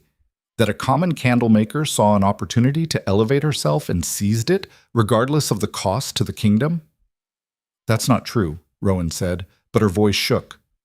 Isn't it? What else explains your presence here? You claim not to want power, yet here you stand in a king's hall, forcing him to choose between his mate and his kingdom. That's a kind of power, isn't it? The power to disrupt, to destabilize, to take a ruler's attention and bend it toward your own needs. Each word was carefully chosen, designed to burrow into the doubts Rowan had been carrying since the garden in Mill Haven. The fear that she didn't belong here, that she was disrupting something important for selfish reasons, that a candlemaker had no business standing beside a king. Stop, Adrian said sharply from across the hall. You cannot interfere, the elder beside him said firmly. She must answer for herself. Rowan closed her eyes, breathing slowly. The scent of pine and rain still clung to her clothes from when Adrian had held her during the second stage. She focused on that, the visceral reality of it, the way her entire body responded to his presence like recognizing something fundamental and necessary. I know it's real, she said finally, opening her eyes to meet Marin's gaze, because I didn't want it. I didn't come to that inn looking for romance. I didn't travel to Millhaven hoping to catch a king's attention. I've spent 5 years building a life that doesn't depend on anyone else's approval, and this bond threatens all of that. She took a shaky breath. But it's still real. I know because when I'm near him, I can breathe properly for the first time in my life. I know because his scent feels like coming home to a place I didn't know existed. I know because I traveled 6 days through mountain country to get here, even though every logical part of my brain was screaming at me to run the other direction. Pretty words, Marin said, but there was less hostility in her voice now. But feeling isn't evidence. Neither is politics, Rowan shot back. Lady Celeste can stand there talking about qualifications and strategic marriages all day long. It doesn't change what I feel when Adrian looks at me. It doesn't change the fact that he sees me, actually sees me, not what I could do for him or how I could be useful, but who I actually am. And I see him the same way. That's the bond. Not convenience, not strategy. Recognition. Across the hall, Adrian was smiling, small and private and utterly genuine. But Marin wasn't finished. And when the weight of the crown becomes too heavy, when ruling this kingdom requires sacrifices you're not prepared to make, when you realize that standing beside a king means giving up the independence you fought so hard to build, what happens to this bond then? It was the question Rowan had been avoiding since the moment she'd decided to ride north. The fear that had kept her awake during the journey, that had made her hesitate at the fortress gates, the terrible possibility that loving Adrian meant losing herself. I don't know, she said honestly. I don't know if I can do this. I don't know if I'm strong enough or smart enough or flexible enough to navigate whatever being his mate actually means. I'm terrified I'll fail. I'm terrified I'll disappoint him. Or worse, that I'll disappoint myself by becoming something I don't recognize. Her voice cracked. But I know that not trying would be worse. I know that walking away from this bond would mean spending the rest of my life wondering what we could have built together. Silence fell over the hall. Marin studied her for a long moment, then nodded slowly. Honest, she said, and brave. She turned to address the witnesses. The bond shows true. This woman knows herself and speaks from genuine feeling, not political calculation. Now test the king, Celeste called out sharply. Fair is fair. The elder beside Adrian straightened. King Adrian Thorne. You claim this woman as your true mate, yet you've rejected a marriage alliance that would significantly strengthen your kingdom. You've risked political stability for a bond that emerged suddenly and without warning. Explain how this serves your people's interests. It doesn't, Adrian said bluntly. Gasps rippled through the witnesses. Celeste's smile was triumphant, but Adrian continued, his voice steady and clear. Choosing Rowan doesn't serve any political interest. It doesn't strengthen borders or secure trade routes or unite noble houses. In pure strategic terms, it's a terrible decision. He looked directly at Rowan, and the intensity in his gaze made her breath catch. But ruling isn't just strategy. It's also about demonstrating the values you want your kingdom to embody. And I want my kingdom to value genuine connection over political convenience. I want it to value honesty over manipulation. I want it to value the kind of courage it takes to build something real, instead of taking the easy path of arranged marriages and strategic alliances. Noble sentiments, the elder said dryly, but they don't feed people during harsh winters. No, Adrian agreed. Strategy and good governance feed people during harsh winters. Trade agreements and careful resource management and diplomatic relationships, all the things I've been doing for 10 years and will continue doing regardless of who I marry. His voice hardened. But having Rowan beside me doesn't make me less capable of those things. If anything, it makes me more capable, because she reminds me why I'm doing this work in the first place. Not for political power or personal glory, but for the people who depend on me to create a kingdom worth living in. And when your advisors oppose her presence, the elder pressed, when noble houses withdraw support, when political allies turn against you because you've elevated a commoner, then I'll deal with those consequences, Adrian said firmly. I'll negotiate. I'll compromise where necessary and hold firm where it matters. I'll be the king my people need, but I won't pretend the bond doesn't exist just because acknowledging it is politically inconvenient. That kind of dishonesty, that kind of willingness to ignore fundamental truth for the sake of appearances, that's what makes kingdoms weak. Not honest bonds between people who see each other clearly. The elder stepped back, nodding slowly. The bond shows true. This man speaks from conviction, not manipulation. Elder Marin moved to the center of the hall, her ancient face creased with something that might have been satisfaction. The verification is complete. Scent recognition in isolation. Successful. Scent recognition under distraction. Successful. Bond integrity under duress. Successful. She turned to face the assembled witnesses. By the old laws and ancient traditions of the Northern Territories, I declare this bond genuine. King Adrian Thorne and Rowan Vale are true mates, recognized and verified before witnesses. The hall erupted in noise, some cheering, some protesting, everyone talking at once. Rowan's legs felt weak with relief and residual fear. She wanted to cross to Adrian, to feel his arms around her, to ground herself in the physical reality of what they'd just endured. But Celeste stepped into the center of the hall, her voice cutting through the chaos. The bond may be genuine, she said coldly, but that doesn't address the fundamental problem. A true mate bond doesn't automatically grant qualification to rule. It doesn't magically provide the skills needed to navigate court politics or manage territorial disputes. She turned to address the witnesses directly. I acknowledge the bond is real, but I maintain that accepting it as sufficient grounds for elevating a commoner to a position of power is dangerous and irresponsible. The vote of confidence still stands.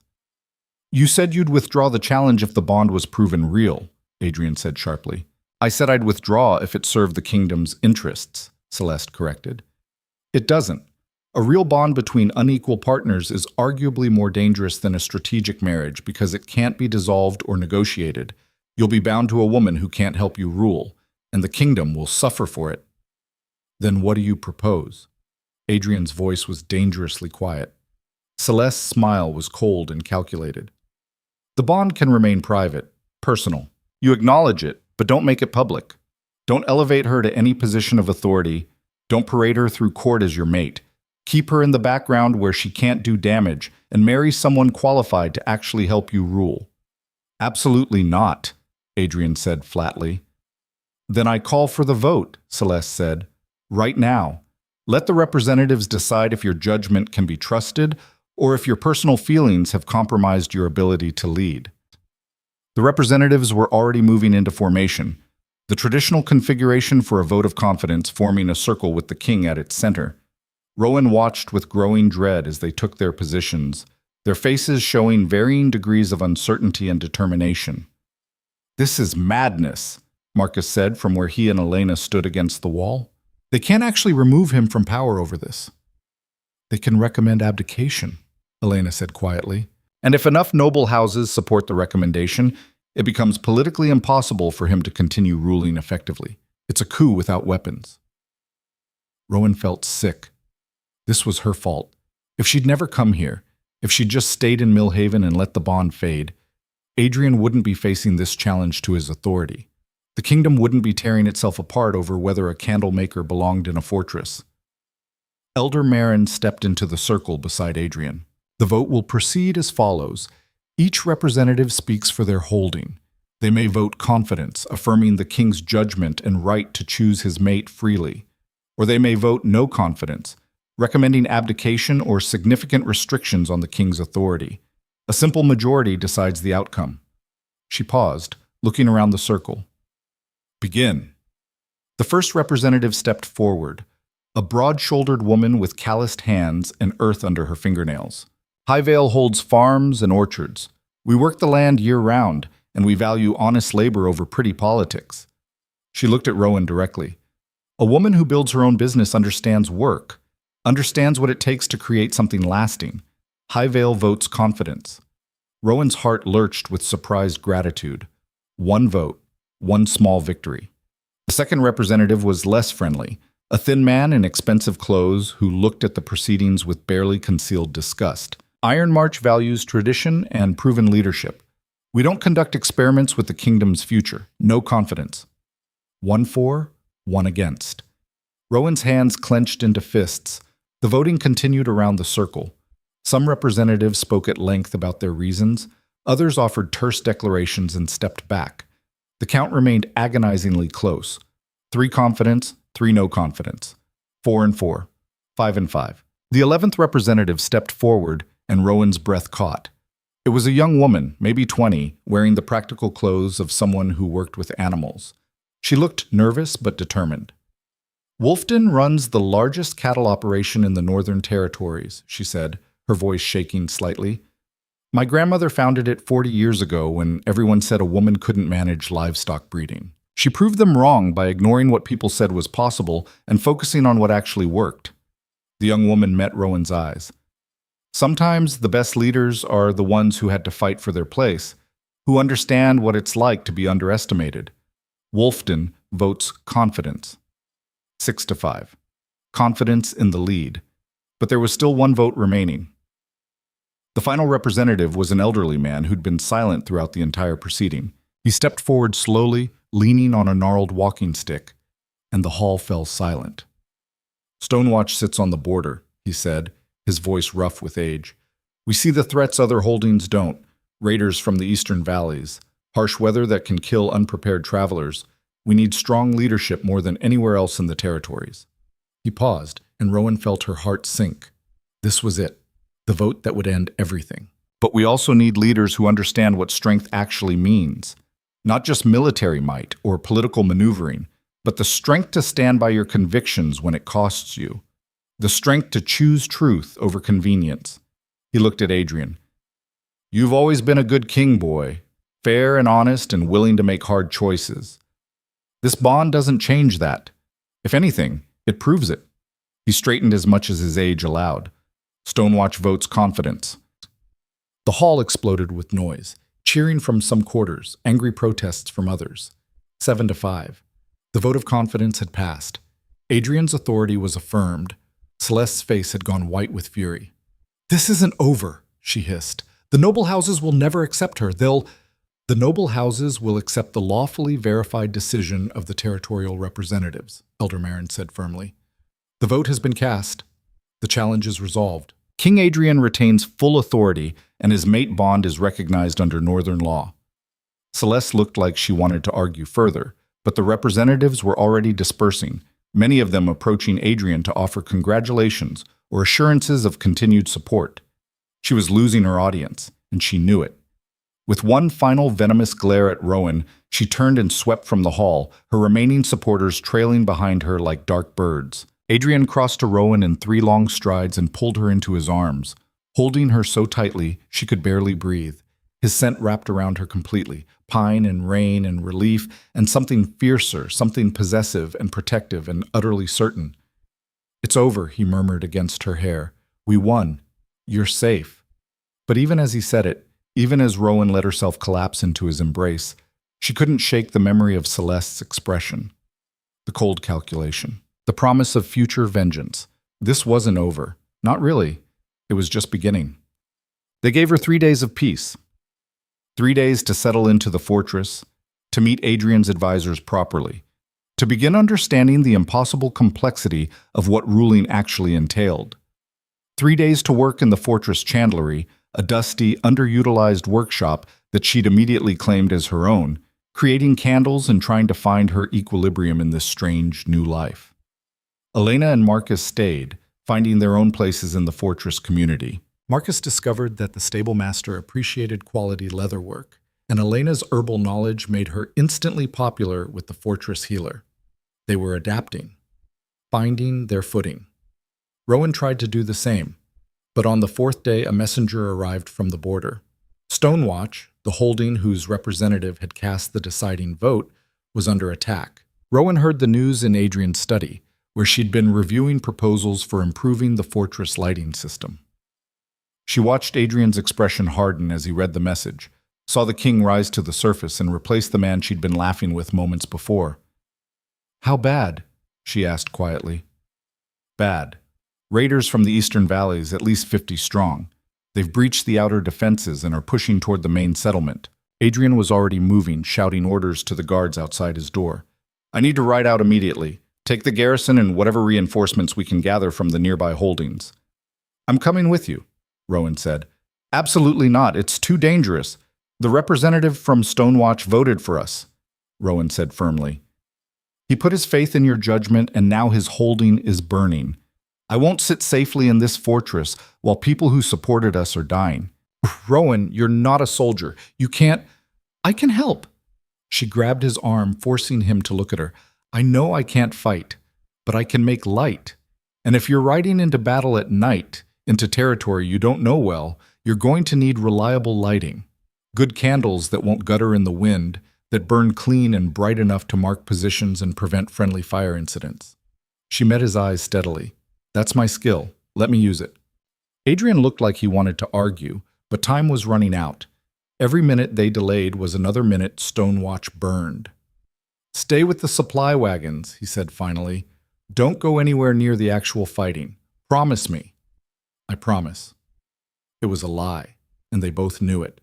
But Adrian had already turned away, shouting orders about mustering the garrison and preparing for a forced march. Rowan ran to find Elena and Marcus, her heart pounding. "I need help," she said breathlessly.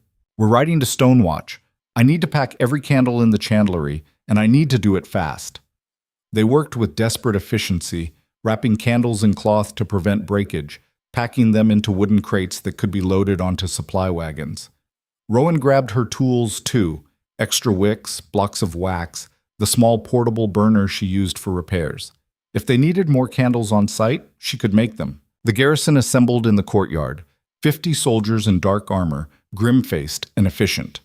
Adrian sat his horse like he'd been born in the saddle, transformed from the man who'd kissed her in firelight to the warrior king his people needed. Rowan climbed into one of the supply wagons, settling among the crates of candles and medical supplies. Marcus and Elena climbed in beside her, both of them armed with the weapons they'd carried on the frontier roads. "This is insane," Elena muttered. "We're riding into a battle." "We're riding to help people who supported us," Rowan corrected. "Same thing." The ride to Stonewatch took 6 brutal hours through mountain passes that seemed designed to break wagons and horses alike. They traveled through darkness, and Rowan watched Adrian ride at the head of the column, his posture never wavering despite the grueling pace. They smelled the smoke before they saw the settlement. Thick and acrid, it rolled through the mountain passes like a living thing. As they crested the final ridge, Rowan got her first glimpse of Stonewatch. The settlement was built into the mountainside, a collection of stone buildings and wooden structures that clung to the slope like barnacles on a ship's hull. Flames painted the night sky orange and red, and even from this distance, Rowan could hear screaming. Adrian raised his hand and the column halted. He rode back to where the supply wagons waited, his expression grim. "The raiders are pulling back," he said, "probably regrouping for another assault. We have maybe an hour to fortify the settlement and get the civilians to safety." He looked at Rowan. "I need light. Everywhere. The defenders can't fight effectively if they can't see what they're fighting." "I'll handle it," Rowan said. They rode into chaos. The settlement's defenders were exhausted and bloodied, trying to contain fires and tend to wounded while watching the darkness for signs of another attack. Adrian's soldiers spread out immediately, taking up defensive positions and helping with the worst of the fires. Rowan jumped from the wagon and started distributing candles with systematic efficiency. She placed them at key defensive positions, in medical tents where healers worked on wounded, along the settlement's perimeter to mark boundaries and prevent confusion.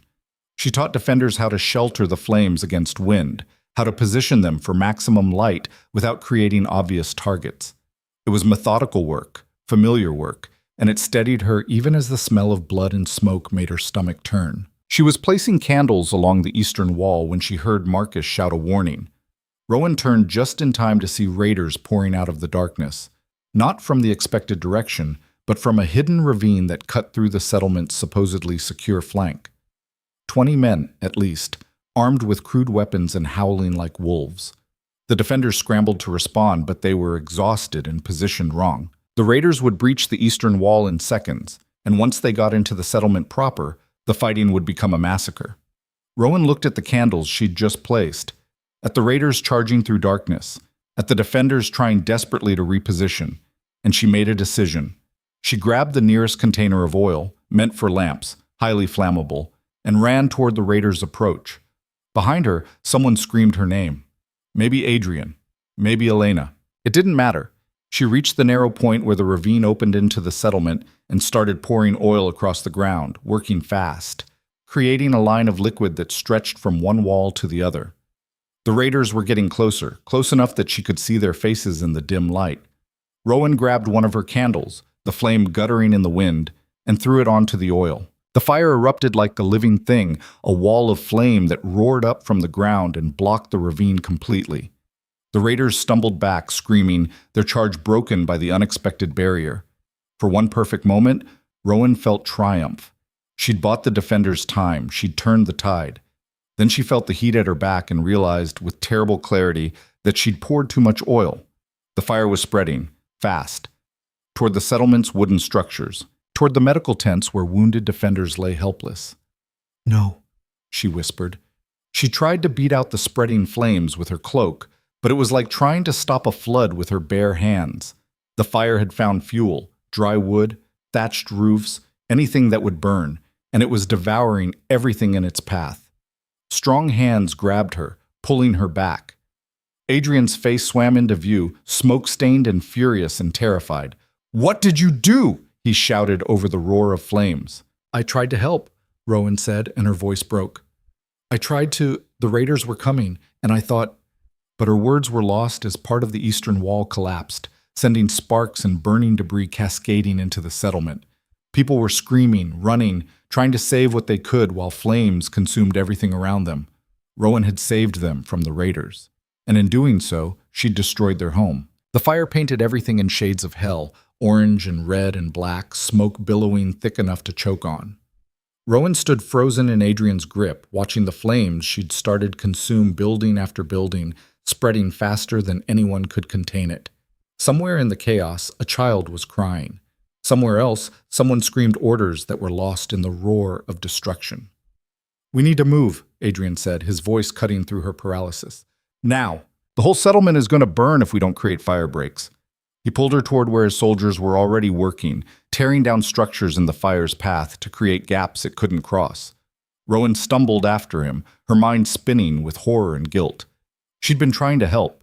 She'd only wanted to stop the raiders, to protect the people who'd voted for Adrian, to prove she could contribute something meaningful. Instead, she'd become the biggest threat Stonewatch faced.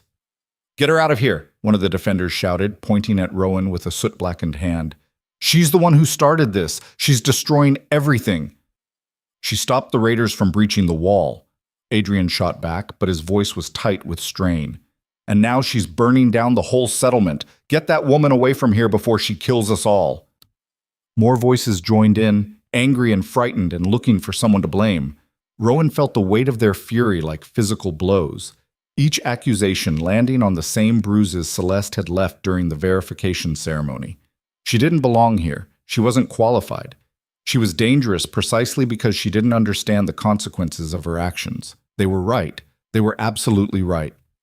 "Go," Adrian said quietly, still gripping her arm. "Get back to the supply wagons. Stay there. I'll handle this." "I can help." You've helped enough.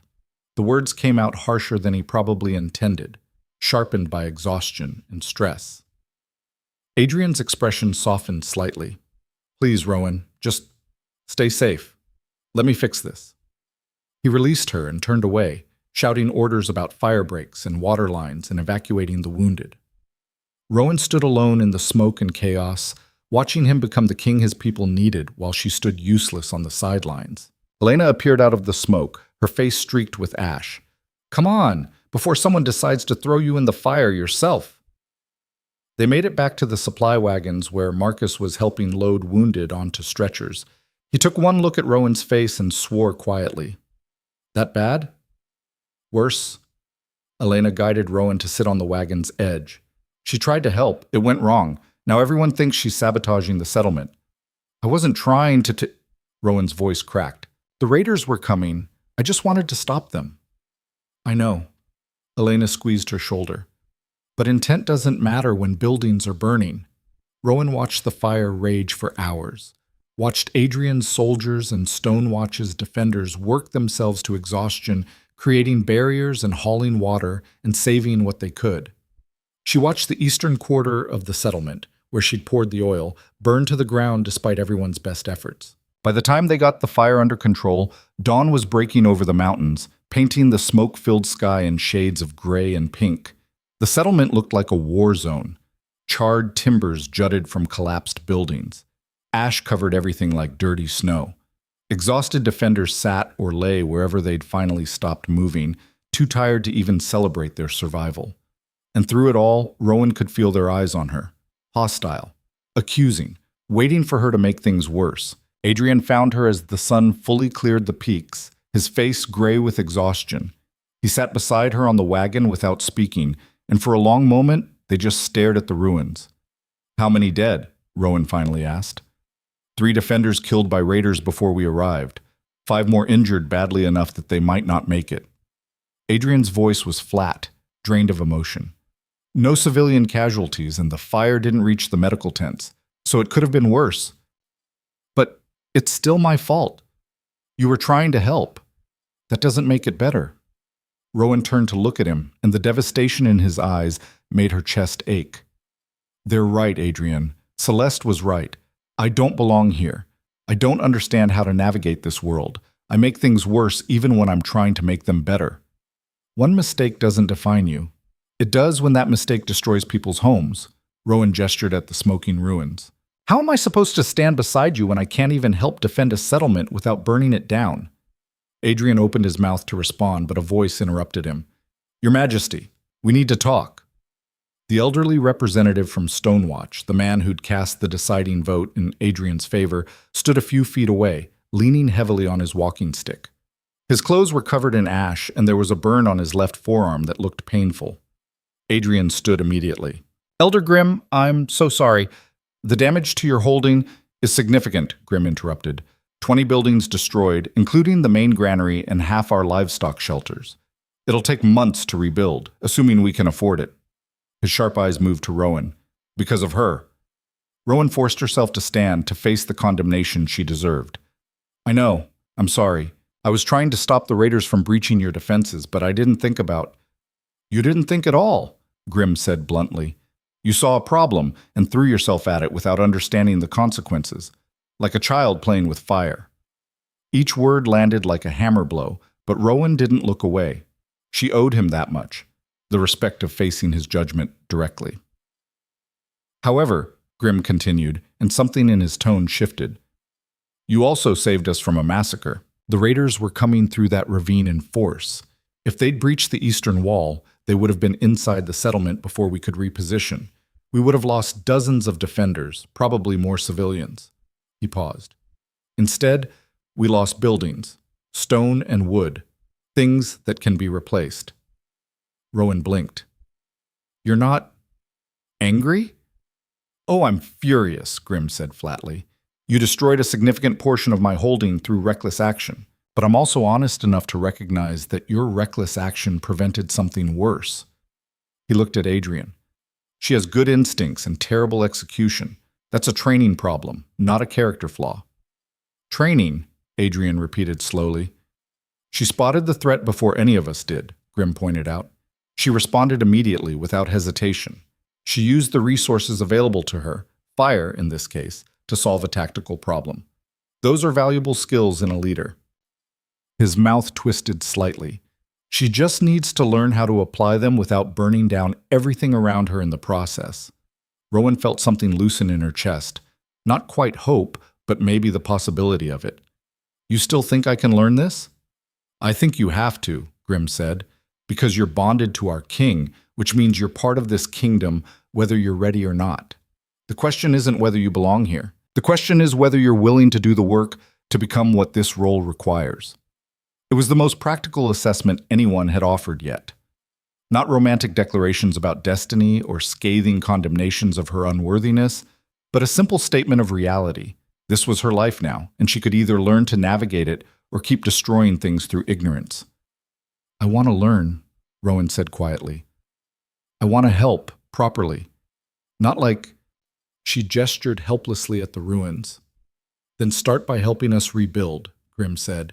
You've got 2 hands and a working brain. We need both. They stayed in Stonewatch for 3 weeks. Adrian's soldiers helped with the heavy construction work, but everyone else pitched in too. Nobles and commoners, soldiers and craftspeople, all working side by side to rebuild what the fire had destroyed. Rowan worked harder than anyone, driven by guilt and determination in equal measure. She learned quickly that frontier communities didn't have patience for incompetence born from privilege, but they had infinite patience for honest effort. When she made mistakes, and she made plenty, from hammering her own thumb to mixing mortar wrong to nearly dropping roof tiles on someone's head, they corrected her with the brisk efficiency of people teaching practical skills, not the contempt she'd feared. No, like this, one of the carpenters said, adjusting her grip on the saw. Let the tool do the work. You're fighting it. Mortar needs more water, a stonemason observed, peering into her mixing bucket. See how it's crumbling? Should be smooth, like thick cream. They taught her because she was willing to learn, because she showed up every morning before dawn and worked until dark, because when she made mistakes, she owned them and did better the next time. And slowly, so slowly she almost didn't notice at first, the hostility began to fade. People stopped glaring when she walked past. They started including her in the work songs that made the labor go faster. They shared their lunch with her, offered tips on how to avoid blisters, complained about the weather and the work in that casual way that meant they'd stopped seeing her as an outsider. On the 10th day, a woman whose house had been destroyed by Rowan's fire approached her during the midday break. I wanted to thank you, she said simply. Rowan blinked. For what? I burned down your home. You stopped the raiders from killing my children. The woman's voice was steady but fierce. My 2 boys were playing near the eastern wall when the attack came. If those raiders had breached the defenses, my sons would have been cut down in the first wave. She met Rowan's eyes directly. I lost my house, but I still have my children. That matters more. She walked away before Rowan could respond, leaving her standing there with tears running down her ash-stained face. That night, Adrian found her sitting on the remains of the eastern wall, staring out at the darkened valley where the raiders had emerged. You're thinking too hard again, he said, settling beside her. I'm thinking the right amount, Rowan countered, which is probably more than I was doing when I poured oil all over the ground. You saved lives, Rowan. I also destroyed homes. Both things are true. She turned to face him, and in the moonlight his features looked carved from stone. Elder Grimm was right. I have good instincts and terrible execution. I see problems clearly, but I don't understand enough about consequences to solve them properly. So you learn, Adrian said simply. Is it that easy? No, it's hard, painful. You'll make more mistakes before you get it right. He reached for her hand, lacing their fingers together. But you're already doing the work. The people here see that. They're starting to trust you because you're not pretending to be perfect. You're just showing up and trying.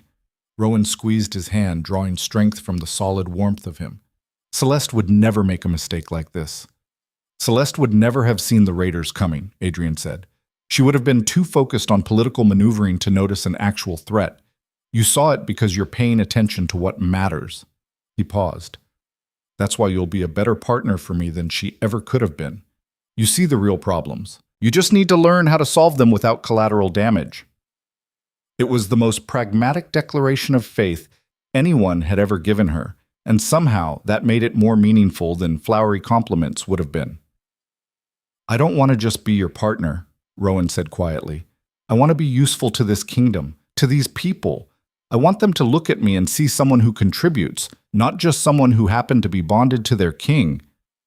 "Then prove it to them." Adrian stood, pulling her up with him.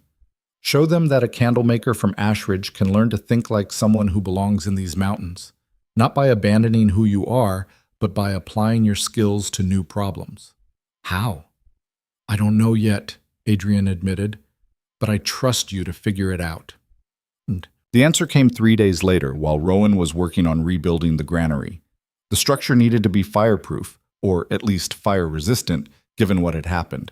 But lumber was the primary building material available, and stone construction would take too long with winter approaching. Rowan paused in the middle of measuring boards, an idea beginning to form. She knew materials. She knew how different substances reacted to heat and flame. She'd spent 5 years experimenting with wax formulations, learning which mixtures burned clean and which produced dangerous smoke, understanding the chemistry of combustion in intimate detail. What if she applied that knowledge here? She found the settlement's lead builder during the evening meal, a gruff woman named Sarah, who'd been coordinating the reconstruction efforts with military precision. "I have an idea," Rowan said without preamble, "for making the new buildings more fire-resistant." Sarah raised an eyebrow. "I'm listening." "Wax treatments," Rowan said, her words coming faster as the idea crystallized. "Not for burning, for coating. If we treat the lumber with specific wax formulations before construction, we can create a barrier that resists ignition. It won't make the wood fireproof, but it'll slow the spread of flames significantly. Give people more time to respond to fires before they become uncontrollable." "Will that actually work?" Sarah asked skeptically. "Yes. I've been using wax sealants for years to weatherproof outdoor candle housings. The right formulation creates a protective layer that repels water and resists heat." Rowan was already mentally cataloging the supplies she'd need. "I'd have to test different mixtures to find the best balance between protection and practicality, but the principle is sound." Sarah studied her for a long moment. "You realize if this fails, you'll have wasted resources we can't afford to lose?" "I realize that. But if it works, it could save lives the next time there's a fire, whether from raiders or accident or lightning strikes." Rowan met her eyes steadily. "Let me try. I'll pay for the materials myself if I have to." "With what money?" "I have savings from my business, and I can make candles to sell if I need more. This is my skill, Sarah. Let me use it properly." Sarah was quiet for another moment, then nodded slowly. "Fine. But you test it thoroughly before we waste lumber coating buildings in useless wax. Understood?" "Understood." Rowan threw herself into the project with the same single-minded focus she'd once devoted to perfecting her candle formulations. She set up a makeshift workshop in one of the remaining storage buildings, requisitioned materials from the supply wagons, and began experimenting. The first attempts were disasters. Too much wax made this wood dangerously flammable.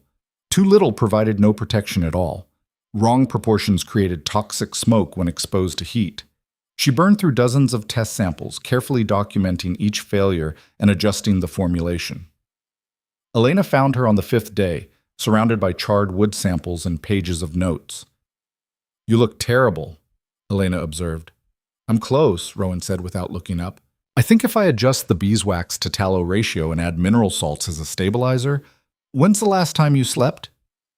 "Sleep is for people who aren't trying to prove they're not completely useless." Elena physically took the mixing bowl out of Rowan's hands. "You're not useless. You're exhausted, and you can't think clearly when you're this tired." "I need to get this right," Rowan said desperately. "I need to show them I can contribute something besides destruction." "You are contributing. You've been working construction for 2 weeks. You've helped rebuild half the settlement." Elena's voice gentled. "But if you burn yourself out trying to prove your worth, you won't have anything left to give when it actually matters." Rowan wanted to argue, but her body was making Elena's point for her. Her hands shook with exhaustion, her eyes burned from smoke and lack of sleep, and her back ached from hunching over the workbench for hours. 4 hours, she conceded. "I'll sleep for 4 hours, then get back to work." 8. 6, and that's final. Elena smiled. Deal. Now come on before you collapse right here. Rowan slept for 7 hours and woke with a clear head and a solution to the formulation problem that had been eluding her. She rushed back to the workshop, mixed a new batch incorporating the changes, and applied it to a fresh wood sample. Then she waited while it dried, her heart pounding with anticipation and dread. When the coating was fully set, she held the sample over an open flame. For the first few seconds, nothing happened. Then the wax began to bubble slightly, but the wood underneath remained intact. She kept the sample in the flame for a full minute, long enough that untreated wood would have caught fire and begun spreading, and watched the coating char and blacken without igniting the timber beneath. She'd done it. Rowan ran to find Sarah, who tested the formulation herself with considerably more skepticism than enthusiasm. But the results were consistent. Wood treated with Rowan's wax coating resisted direct flame exposure for significantly longer than untreated lumber, and when it did eventually begin to burn, the fire spread much more slowly. This could work, Sarah admitted, if we can produce enough of the coating to treat all the new construction. I can make it, Rowan said immediately. I'll need help, people to mix batches and apply the coating, but I can teach the process. It's not complicated once you understand the ratios. Then teach us. Over the next week, Rowan trained a team of settlement residents in the coating process. She taught them how to mix the formulations properly, how to test batches for quality, how to apply the treatment evenly to ensure complete coverage. Some of them were people whose homes had burned because of her mistake. They worked beside her without complaint, focused on the practical goal of making their rebuilt settlement safer. The first treated building went up in 8 days, a new granary with wax-coated timber that shone slightly in the sunlight. They tested it with a controlled burn under careful supervision, and watched the treated wood resist ignition exactly as Rowan's samples had predicted. Word spread quickly. Representatives from other holdings started arriving to see the new construction technique, to learn how the coating was made, to discuss adapting it for their own settlements. Rowan found herself teaching the same lessons over and over, demonstrating formulations and application methods to an ever-growing audience. You've created something valuable, Elder Grimm observed one evening, watching Rowan explain the coating process to a group from High Vale. A practical solution to a real problem, using skills you already possessed. It's just wax, Rowan said. It's innovation, Grimm corrected. It's taking knowledge from one context and applying it to another.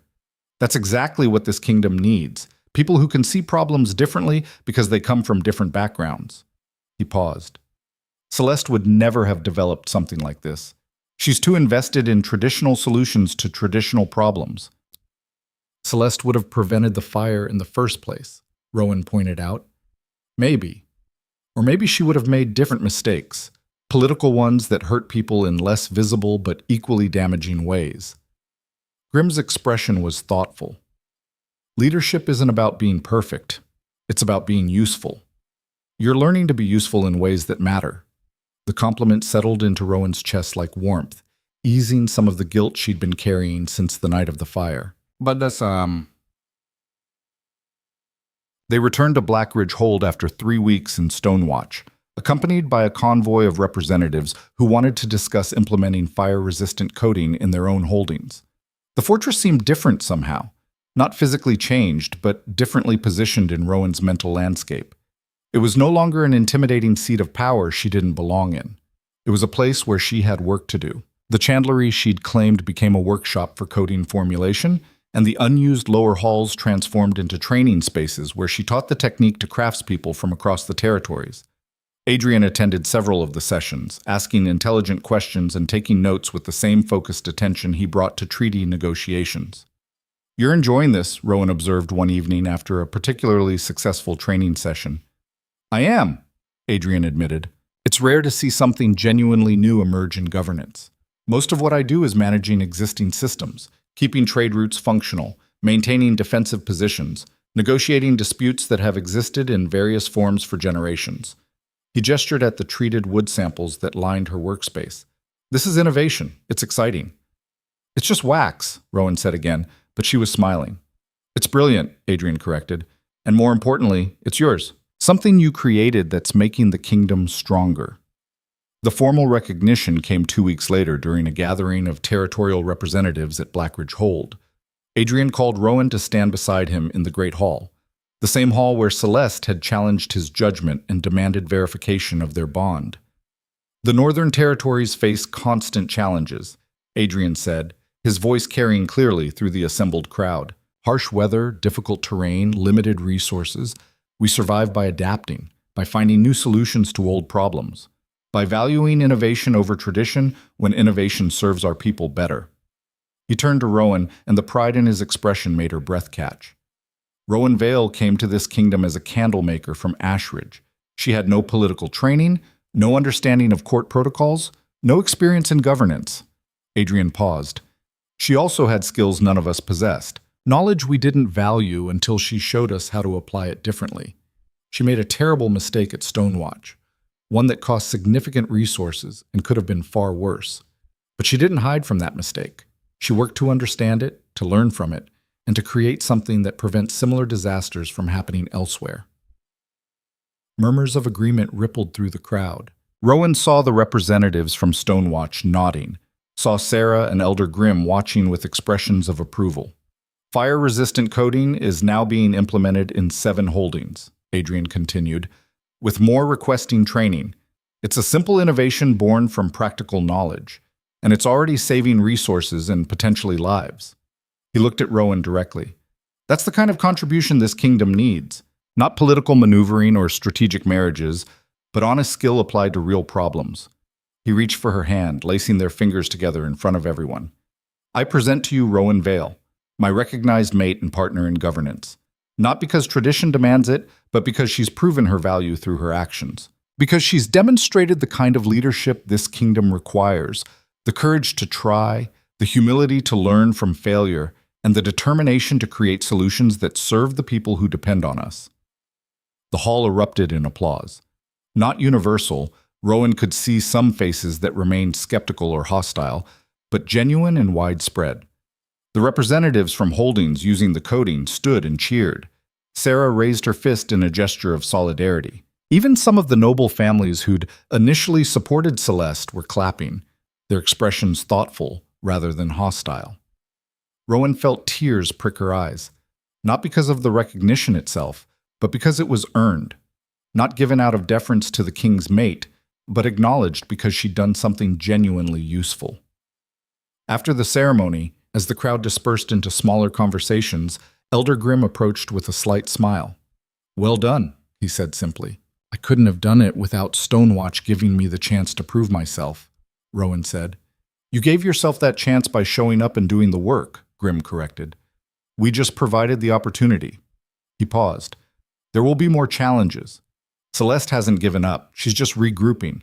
And not everyone will be convinced by fire-resistant coating, no matter how practical it is. Some people are too invested in their prejudices to see past them." "I know," Rowan said, "but I'm not trying to convince everyone. Just enough people that I can actually help." "Smart," Grimm approved. "Focus on being useful. The recognition follows naturally." As he walked away, Adrian slipped an arm around Rowan's waist, pulling her close. "How does it feel?" he asked quietly. "Terrifying," Rowan admitted, "and amazing, and like I might actually belong here after all." "You do belong here." Adrian pressed a kiss to her temple. "You always did. It just took everyone else a while to see it." Rowan leaned into him, breathing in the scent of pine and rain that had become as familiar as her own heartbeat. Around them, the Great Hall buzzed with conversations about coding techniques and implementation timelines and requests for additional training sessions. Real work. Practical problems. Things she could actually solve. For the first time since riding through the fortress gates, Rowan felt like she was standing on solid ground. The path ahead was still uncertain, still full of challenges and obstacles she couldn't fully predict. But she had skills to contribute, work to do, a place in this kingdom that she'd earned with her own hands. And beside her stood a king who'd believed in her even when she couldn't believe in herself. That was enough. That was everything. Winter came early to the Northern Territories that year, arriving in late autumn with snow that buried the mountain passes and turned the valleys into landscapes of white and gray.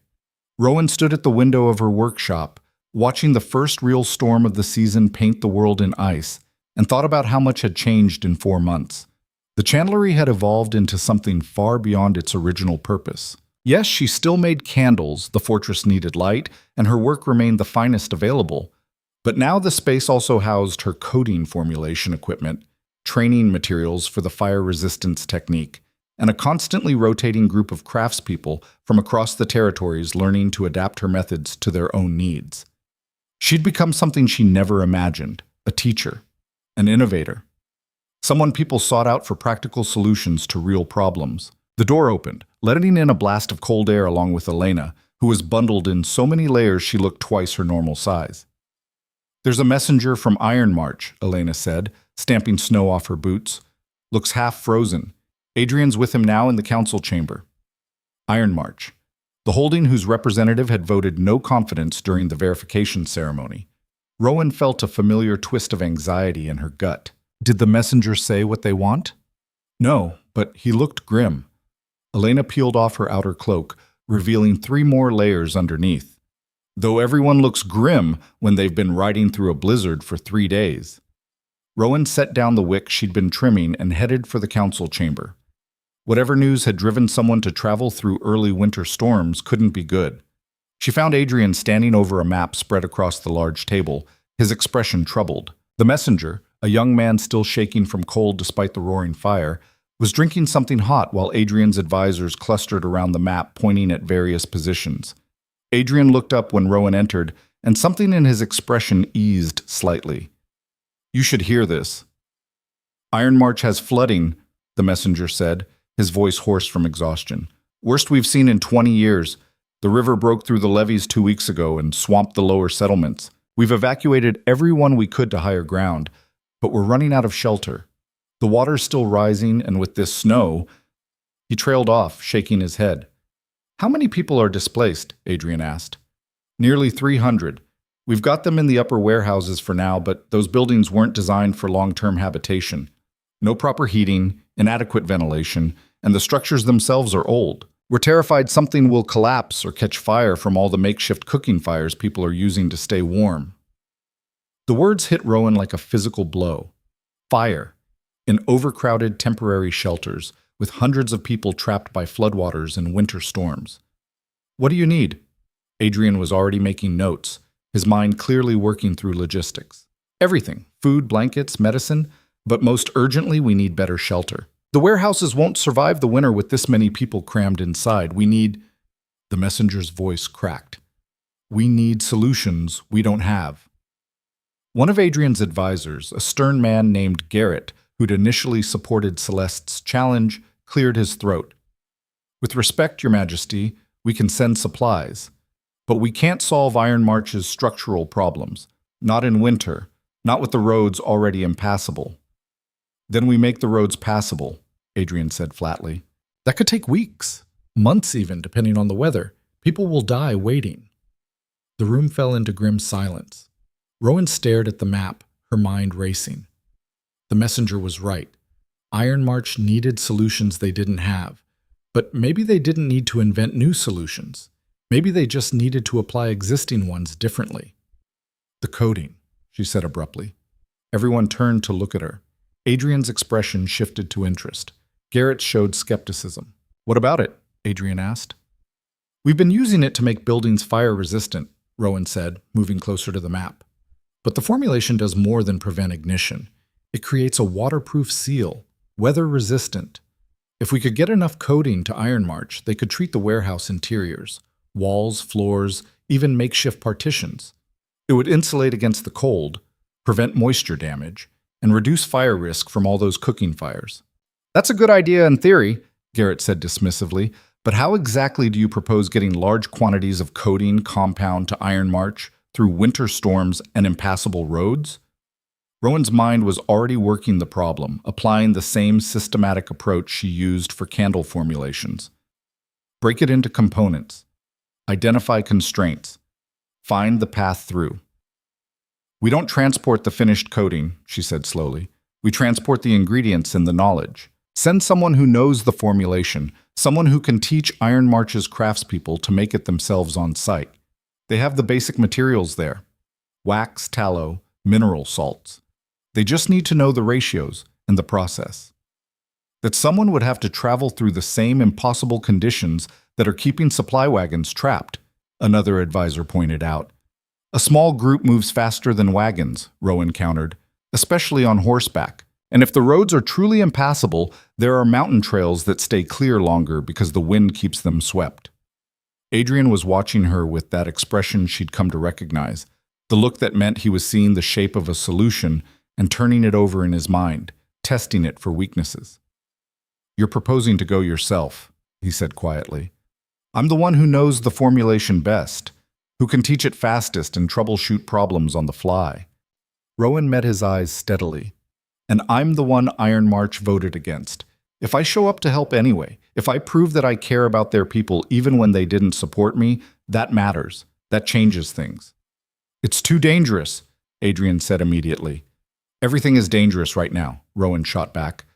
300 people are huddling in unsafe buildings, praying they don't freeze or burn or get crushed when the structures collapse. That's dangerous. A hard ride through winter storms is just practical risk. "She's not wrong about the impact," Garrett said grudgingly. "If the king's mate personally intervenes to help a holding that opposed her, it would demonstrate significant political maturity. It would also make it much harder for Celeste to continue painting her as unqualified." Adrian looked like he wanted to argue further, but the messenger spoke up, his voice desperate. "Please, whatever you can do, whoever can help. We need it now. People are already getting sick from the cold and the damp. Children, elderly, people with existing health problems. Every day we wait, more people die." The urgency in his voice cut through the political calculations and brought everything back to its fundamental reality. People were suffering, and Rowan had the knowledge to help them. "I'm going," she said firmly, "with or without official approval. Those people need help, and I can provide it." Adrian's jaw tightened, but after a long moment, he nodded. "Then I'm going with you." "You can't. I'm not letting you ride into a disaster zone alone," Adrian said, his voice allowing no argument. "And before you protest, consider that having the king personally involved might motivate Iron March's leadership to actually implement the solution instead of dragging their feet out of political spite." He had a point. Rowan hated that he had a point, but he did. "Fine," she conceded, "but we leave immediately. Every hour we delay is another hour those people are at risk." "Agreed." Adrian turned to his advisors. "Garrett, organize a small team, no more than 8 riders, all experienced with winter travel. Marcus and Elena, if they're willing. We travel light and fast. Rowan, gather everything you need to teach the coding process. Samples, written instructions, measuring tools. We leave at first light." The room exploded into activity. Advisors scattered to their tasks, the messenger was taken away to rest properly, and Rowan hurried back to her workshop to prepare. Elena found her 2 hours later, surrounded by carefully packed supplies and scribbled notes. "You're really doing this," Elena said. It wasn't a question. "I have to. These are the people who thought I didn't belong here, who voted against Adrian because they believed I'd make the kingdom weaker. I need to prove them wrong, not with words or political maneuvering, but with actual help when they need it most." "That's either very brave or very stupid," Elena observed. "Possibly both." "Probably both," Rowan agreed. "Are you coming?" "Obviously. Someone needs to keep you from doing something dramatically heroic and getting yourself killed." Elena's expression softened. "Besides, you taught me some basic coding technique. I can help with the training if needed." Marcus appeared in the doorway, already dressed for travel. "Adrian says we ride before dawn. Weather window is small. There's another storm coming behind this one." "Then we'd better be fast," Rowan said. They left Blackridge Hold in the thin gray light before sunrise, 8 riders moving in tight formation through snow that was already knee-deep on the horses. Adrian led with Rowan beside him and the others arranged in a protective formation around them. The wind cut like knives, and within an hour Rowan's face was numb despite the layers of cloth wrapped around it. They followed mountain trails that were barely visible under the snow, paths that Adrian and his most experienced soldiers knew from years of patrolling the territories. The horses struggled through drifts, their breath steaming in the frozen air, and more than once Rowan thought they'd have to turn back. But they kept moving, because 300 people were depending on them. The journey that normally took 2 days stretched to 4. They slept in snow caves dug into drifts, huddled around carefully managed fires, eating cold rations because anything that required extended cooking was too dangerous in the wind. Rowan learned what real cold felt like, the kind that penetrated every layer, that made her bones ache and her thoughts slow to a crawl. She also learned what determination looked like. Adrian pushed himself as hard as anyone, taking shifts breaking trail through the deepest snow, never complaining despite the brutal conditions. Marcus and Elena worked with quiet efficiency, and the soldiers moved with the practiced endurance of people who'd survived worse. On the fourth day, they crested a ridge and saw Iron March spread below them. The flooding was worse than the messenger had described. The entire lower valley was submerged, water turned to ice at the edges where it met the banks. Buildings jutted from the frozen lake like broken teeth, and higher up the slope, Rowan could see the warehouses the messenger had mentioned, large stone structures that looked old and precarious even from this distance. Smoke rose from dozens of points inside the warehouses, visible through gaps in the walls and roof. All those cooking fires, all that potential for disaster. They rode down carefully, following a switchback trail that led to the upper settlement. People emerged from the warehouses as they approached, hollow-eyed and wrapped in whatever cloth they could find for warmth. Many of them looked sick, flushed with fever or gray with cold, coughing into their hands. An older woman stepped forward, her expression wary but not hostile. "Your Majesty, we weren't expecting you." "Circumstances change," Adrian said, dismounting. "This is an emergency. We're here to help." "With what? Food? Medicine?" The woman's voice was bitter with exhaustion. "We need all of that, but what we really need is better shelter, and I don't see how 8 people can build us that." "We can't build you new shelter," Rowan said, dismounting beside Adrian, "but we can make your existing shelter safer, warmer, less likely to kill you." The woman's gaze sharpened on her. "You're the candlemaker, the one they're all talking about." "I am," Rowan said steadily, "and I know you voted against me, against us. That's fine. I'm not here for political points. I'm here because you need help, and I have knowledge that can provide it." For a long moment, the woman just stared at her. Then she nodded slowly. "Show me." Rowan had taught the coding technique dozens of times by now, but never under conditions like this. The warehouses were chaos. Hundreds of people crammed into spaces designed for grain storage, makeshift partitions creating tiny pockets of privacy, cooking fires burning in metal drums that were nowhere near adequate for proper ventilation.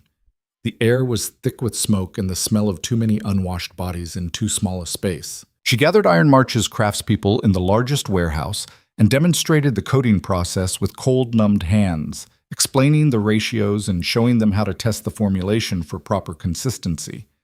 They watched with skeptical attention, clearly doubting that wax and tallow could solve their structural problems. "I know it seems too simple," Rowan said, addressing their unspoken doubt directly. "But sometimes simple solutions are the most effective. This coating will create a moisture barrier that insulates against cold and prevents water damage. It will also make the walls fire-resistant, which matters when you've got dozens of cooking fires in a confined space." "How long does it take to treat a building?" one of the craftspeople asked. "For a structure this size, working with a trained team, 2 days if the coating's mixed properly and applied efficiently." "We have 5 warehouses," the woman who'd first greeted them said flatly. "That's 10 days at minimum. People will die in 10 days. "Then we work faster," Rowan said. "We train multiple teams simultaneously. Apply the coating in stages, critical areas first, then expand outward. And we start immediately." They worked through the night. Rowan moved between teams, correcting techniques and answering questions and demonstrating application methods until her voice was hoarse. Elena worked beside her, using what she'd learned to help train additional craftspeople. Adrian and his soldiers helped with the heavy labor, moving supplies, preparing surfaces, constructing better ventilation for the cooking fires while the coating dried. The people of Iron March watched at first with suspicion, then with grudging respect, then with something that looked like hope. Because the coating worked. They could see the difference immediately. Walls that had been damp and cold became dry and noticeably warmer. Floors that had been slick with condensation became safe to walk on. The risk of fire dropped dramatically as treated surfaces resisted the sparks and heat from cooking flames.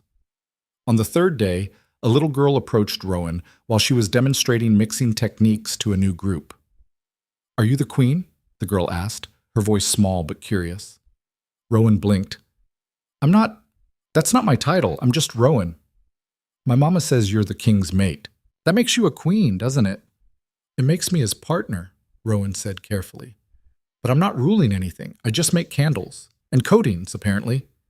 Why are you helping us? The girl tilted her head, genuinely confused. We were mean to you. Mama said we voted against you being with the king. Rowan knelt down to the girl's level, struck by the honest directness of the question. Because you needed help, and I could provide it. That's more important than who voted for what. Oh, the girl considered this. That's nice. Thank you. She scampered away, and Rowan returned to her demonstration with a strange warmth in her chest. By the 5th day, they'd treated 3 warehouses completely and were making significant progress on the 4th. The difference was dramatic. The treated buildings were warmer, drier, and infinitely safer. Fewer people were getting sick. The cooking fires could be managed properly without constant fear of disaster. Children who'd been listless with cold were starting to play again. The woman who'd first greeted them, Rowan learned her name was Mira, and she led Iron March's council, approached as the sun was setting on the 6th day. This is working, Mira said without preamble. Better than I thought possible. Good, Rowan said, wiping coating compound off her hands. That's the idea. I was wrong about you, Mira continued, and the admission clearly cost her. When we voted no confidence, I thought you were a distraction, a political liability, someone who'd make the king less effective at protecting his territories. I understand why you thought that, Rowan said quietly. I had no qualifications, no experience, just a bond I didn't ask for and skills that seemed irrelevant to governance. But they weren't irrelevant, Mira said. You took practical knowledge and applied it to our crisis. You didn't wait for us to apologize or beg. You just came and helped. She paused, searching for words. That's leadership, real leadership, not the political maneuvering I'm used to seeing. Rowan felt tears prick her eyes, but she blinked them away. I'm just trying to be useful. You're succeeding. Mira looked toward the warehouses, where people were moving with purpose and energy instead of huddling in miserable desperation. When we get through this winter, and we will, thanks to you, I'm calling another council meeting to formally rescind Iron March's no-confidence vote, and to recommend that other holdings adopt your coding technique as standard construction practice. You don't have to. I do, Mira said firmly, because I made a judgment based on prejudice instead of evidence, and when evidence proves me wrong, I have a responsibility to change my position. She extended her hand. Thank you for helping us despite our opposition. You're a better leader than I gave you credit for. Rowan shook her hand, feeling something settle in her chest. Not quite peace, but recognition. Acceptance. The knowledge that she'd proven herself where it mattered most. They stayed in Iron March for 2 more weeks, finishing the coding work and training additional teams to maintain and expand the protection. Adrian worked alongside Rowan, helping with the physical labor and using his authority to cut through bureaucratic obstacles that might have slowed the process. At night, they collapsed in one of the treated warehouses, too exhausted for anything beyond basic conversation. But those quiet moments, sitting close to one of the safely managed fires, feeling the warmth of treated walls around them, knowing they'd made a real difference, those moments felt more intimate than any romantic gesture could have been. You're extraordinary, Adrian said one night, his voice rough with fatigue. You know that, right? I'm just doing what needs to be done, Rowan said. That's what makes it extraordinary.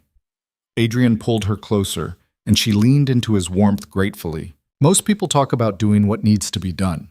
You actually do it, without complaint, without expecting recognition, just doing the work. I learned it from my grandmother, Rowan said quietly. She used to say that candles don't argue about whether they should provide light. They just burn. That's their nature.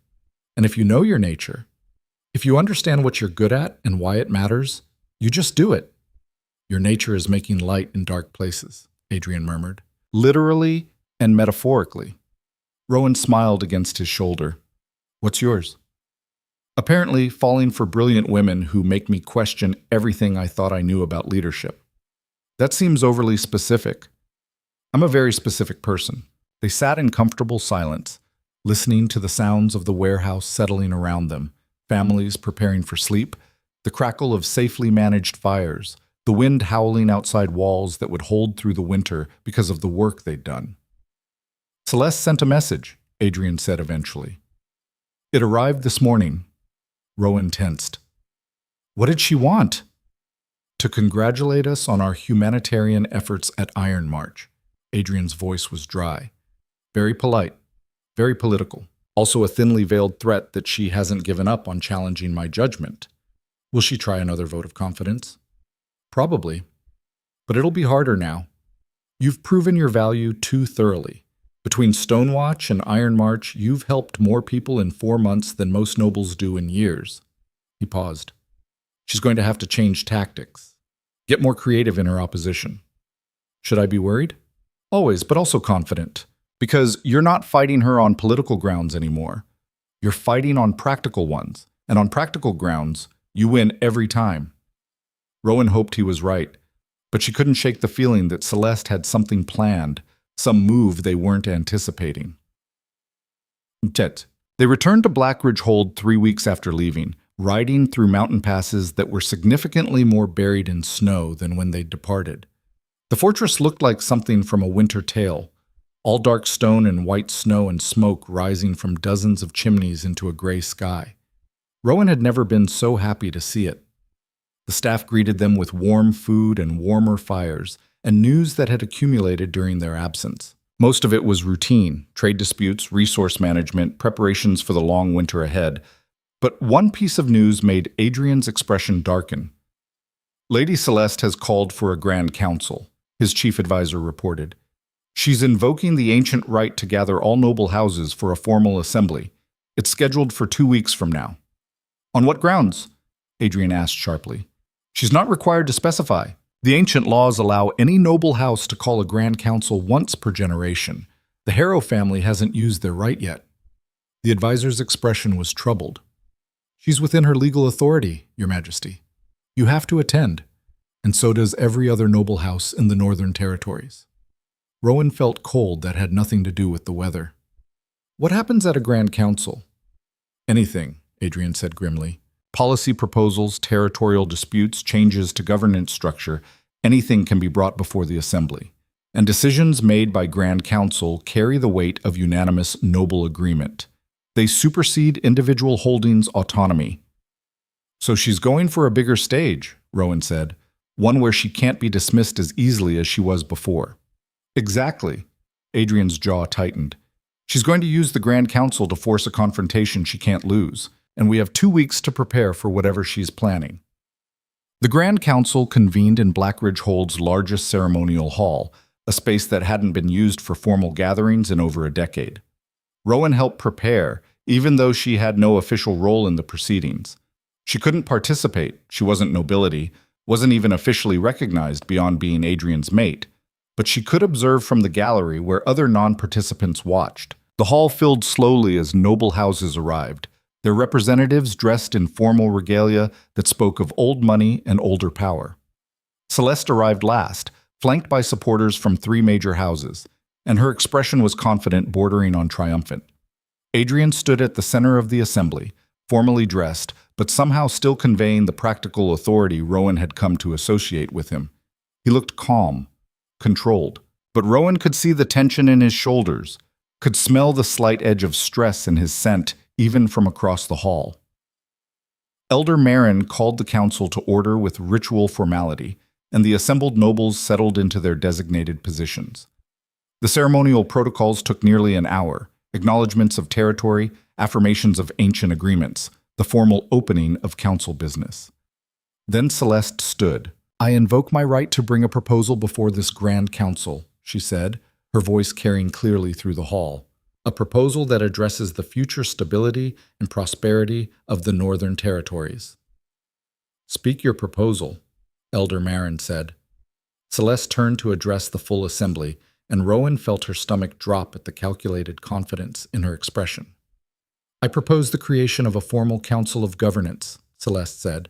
"A body of experienced nobles who would advise the king on all major decisions, with the authority to overrule choices that threaten territorial stability. This council would ensure that personal desires never override political necessity, that bonds, however genuine, don't compromise the kingdom's welfare. The hall erupted in murmurs. Adrian's expression had gone carefully blank, but Rowan could see the fury burning underneath. "You're proposing to strip the king's authority," one of the nobles said. Rowan recognized him as the representative from High Vale who'd voted confidence. "That's not advice, that's a coup disguised as governance reform." "I'm proposing checks and balances," Celeste corrected smoothly. "The king retains his position, his title, his ceremonial authority, but major decisions, trade agreements, territorial allocations, marriage alliances, those require council approval. It's not unprecedented. Many kingdoms operate with similar structures." "Those kingdoms don't have the Northern Territory's specific challenges," Adrian said coldly. "We need decisive leadership, not bureaucracy by committee." "We need wisdom," Celeste shot back, "which sometimes means recognizing when personal feelings compromise judgment. Your mate," she gestured vaguely toward the gallery where Rowan sat, "is a kind woman, well-intentioned, but she's also politically inexperienced and prone to dramatic actions that have consequences. The fire at Stonewatch, the rushed intervention at Iron March. These are not the actions of someone qualified to influence major governance decisions." "Those actions saved lives," Adrian said, his voice hard as granite. "Through luck and circumstance," Celeste said dismissively. "What happens when luck runs out? When our inexperience leads to decisions that can't be fixed with wax coating? Do we risk the entire kingdom on the hope that maternal instinct and good intentions are sufficient guidance?" She was good, Rowan had to admit. Celeste had taken the facts, Rowan's mistakes at Stonewatch, her unorthodox approach at Iron March, and reframed them as evidence of dangerous instability. And she was doing it in front of an audience that had the power to fundamentally alter Adrian's authority. "I call for a vote," Celeste said, "to establish the Council of Governance as proposed. Those in favor will demonstrate their support. Those opposed may maintain the current system of unchecked royal authority." It was brilliantly phrased, making opposition sound like supporting tyranny rather than defending effective leadership. The nobles began to murmur among themselves, and Rowan could see the assembly fracturing along predictable lines. Some clearly supported Celeste's proposal, others opposed it. But a significant number looked uncertain, swayable. Then Elder Marin stood. "Before the vote proceeds," she said, her ancient voice cutting through the noise, "I invoke my right as council keeper to present evidence relevant to the decision." Celeste's confidence flickered slightly. "What evidence?" "Testimony," Marin said, "from holdings that have direct experience with the current leadership's effectiveness." She gestured, and Mira from Iron March stood in the gallery. Then Sarah from Stonewatch. Then representatives from Highvale, Wolfton, and 3 other holdings. They moved down to the assembly floor, forming a line facing the noble houses. "These are not nobles," Celeste said sharply. "They have no voice in Grand Council proceedings." "They have voice as witnesses," Marin corrected. "Ancient law permits testimony from those with direct knowledge of matters under consideration, and these people have direct knowledge of how the current leadership responds to crisis." Mira stepped forward first. "Iron March voted no confidence in King Adrian's judgment. We thought his mate was a liability. We were wrong." Her voice was steady and clear. "When disaster struck our holding, they didn't hesitate. Didn't demand apologies or political concessions. They rode through winter storms to bring us solutions we desperately needed. And those solutions worked. 300 people are alive and safe because of knowledge and effort that came directly from the king's mate." Sarah spoke next. "Stonewatch suffered because of Rowan Vale's mistake. I won't pretend otherwise. She made a terrible error in judgment that cost us significantly, but she also stopped a massacre. And then she stayed, worked alongside us for weeks, rebuilding what had burned, created innovations that made our settlement safer than it had been before the fire. That's not political liability. That's leadership learning from failure." One by one, the witnesses spoke. They talked about fire-resistant coating being adopted across 7 holdings, about training programs that were creating safer construction practices, about a woman who'd proven that political experience mattered less than practical knowledge and genuine commitment to helping people. "These are feel-good stories," Celeste said dismissively, "but they don't address the fundamental question. Is the kingdom best served by concentrated authority or distributed governance? That depends, Elder Grimm said, standing from where he'd been sitting among the witnesses, on whether you trust your king's judgment. He moved to stand beside Adrian, his old body somehow still commanding respect and attention. I've lived through 4 kings, Grimm said, seen good ones and bad ones, wise ones and foolish ones, and I've learned that the best leaders aren't the ones who never make mistakes. They're the ones who learn from mistakes and become stronger because of them. He looked directly at Celeste. Adrian Thorne found his mate in an unexpected place, someone without political training or noble blood. And instead of treating that as a problem to be managed, he's treated it as an opportunity to bring new perspectives, to value practical knowledge alongside political strategy, to demonstrate that leadership comes in many forms. Pretty words, Celeste said, but they don't change the risks. The only risk, Grimm interrupted, is that we become so afraid of change that we trap ourselves in outdated systems. Your proposal isn't about protecting the kingdom, Lady Celeste. It's about controlling a king who made a choice you disapproved of. And frankly, that's not good enough reason to fundamentally alter how we govern. The assembly erupted in arguments. Nobles shouted positions at each other while the witnesses stood firm, and Elder Marin tried to restore order. Rowan watched from the gallery, her heart pounding so hard she thought it might crack her ribs. This was it. The moment that would determine not just her place in this kingdom, but whether Adrian could continue ruling with the authority and flexibility he needed to actually protect his people. Finally, Marin called for silence. The vote will proceed. Those in favor of establishing a council of governance with authority to overrule royal decisions stand and be counted. 6 nobles stood, including some Rowan had expected and some she hadn't, 6 out of 23. Those opposed to the proposal, supporting the current governance structure, stand and be counted. 15 stood. The representatives from Iron March, Stonewatch, High Vale, Wolfton, all the holdings that had experienced Rowan's help directly, plus nobles from houses that valued traditional authority structures, plus some who'd simply been swayed by the testimony. The remaining members may abstain, Marin said. 2 nobles remained seated, neither supporting nor opposing the measure. Marin's expression was unreadable as she tallied the count. The proposal fails. 15 opposed, 6 in favor, 2 abstaining. The current governance structure stands. The hall erupted again, some in cheers, some in angry protests.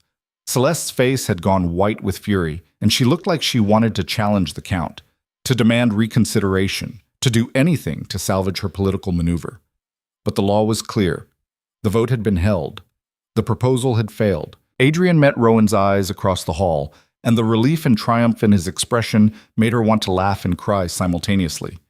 Celeste wasn't finished, though. She stood tall despite her defeat, her voice cutting through the noise. This council may have rejected formal limitations on royal authority, she said coldly, but the concerns remain valid. The king has elevated a commoner based on a scent bond. He's allowed personal feelings to influence governance decisions. And while the results have been fortunate so far, that doesn't mean they always will be. She turned to address Adrian directly. I withdraw my political challenge, but I will continue to watch, to monitor. And if your judgment proves compromised, if your mate's influence leads to decisions that harm this kingdom, I will invoke every legal right I have to protect the Northern Territories from that harm. It wasn't quite a threat, but it was close. A promise that Celeste would remain a presence, a counterweight, a constant reminder that Rowan's place here was still contested. But Rowan found she wasn't afraid anymore, because the vote had proven something crucial. When people saw her actual work, when they experienced the practical value she brought, they chose to support her. Not universally. 6 nobles had voted against, and there would always be skeptics. But enough. More than enough. The Grand Council concluded with formal ceremony, and the nobles dispersed slowly, many of them stopping to speak with Adrian or the witnesses who'd testified. Rowan made her way down from the gallery, weaving through the crowd toward where Adrian stood with Elder Grimm and several other supporters. Adrian saw her approaching and broke away immediately, crossing to her with long strides. He pulled her into his arms without caring who was watching, and the scent of pine and rain wrapped around her like coming home. "We won," he murmured against her hair. "You won," Rowan corrected. "I just helped a little." "You did more than help." Adrian pulled back enough to look at her, and his eyes were bright with emotion. You changed how people think about leadership, about what qualifies someone to contribute to governance. That's not a small thing, Rowan. That's revolutionary. It's just practical, Rowan said, but she was smiling.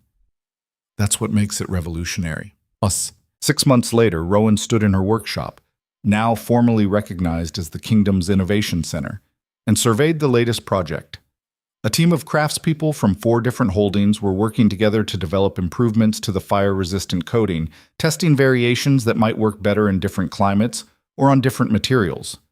It had become normal. This work, these people, this constant flow of practical problems and collaborative solutions. Somewhere along the way, without Rowan quite noticing, she'd stopped being the controversial outsider and become simply Rowan. The woman who ran the Innovation Center, the king's mate, someone people came to with problems because they trusted her to find solutions. Adrian appeared in the doorway, and several of the craftspeople greeted him casually before returning to their work.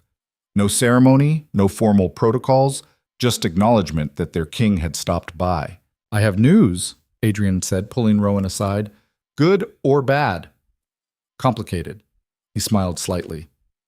"Celeste has announced her engagement to a noble from the Eastern Valleys. She's leaving the Northern Territories to join his household." Rowan blinked. "She's leaving?" Apparently she decided that if she couldn't control this kingdom's future, she'd build influence elsewhere. Adrian's expression was thoughtful. "I think we broke her. Not through politics or confrontation, but by simply doing good work and proving her entire worldview wrong. She couldn't sustain opposition in the face of actual results."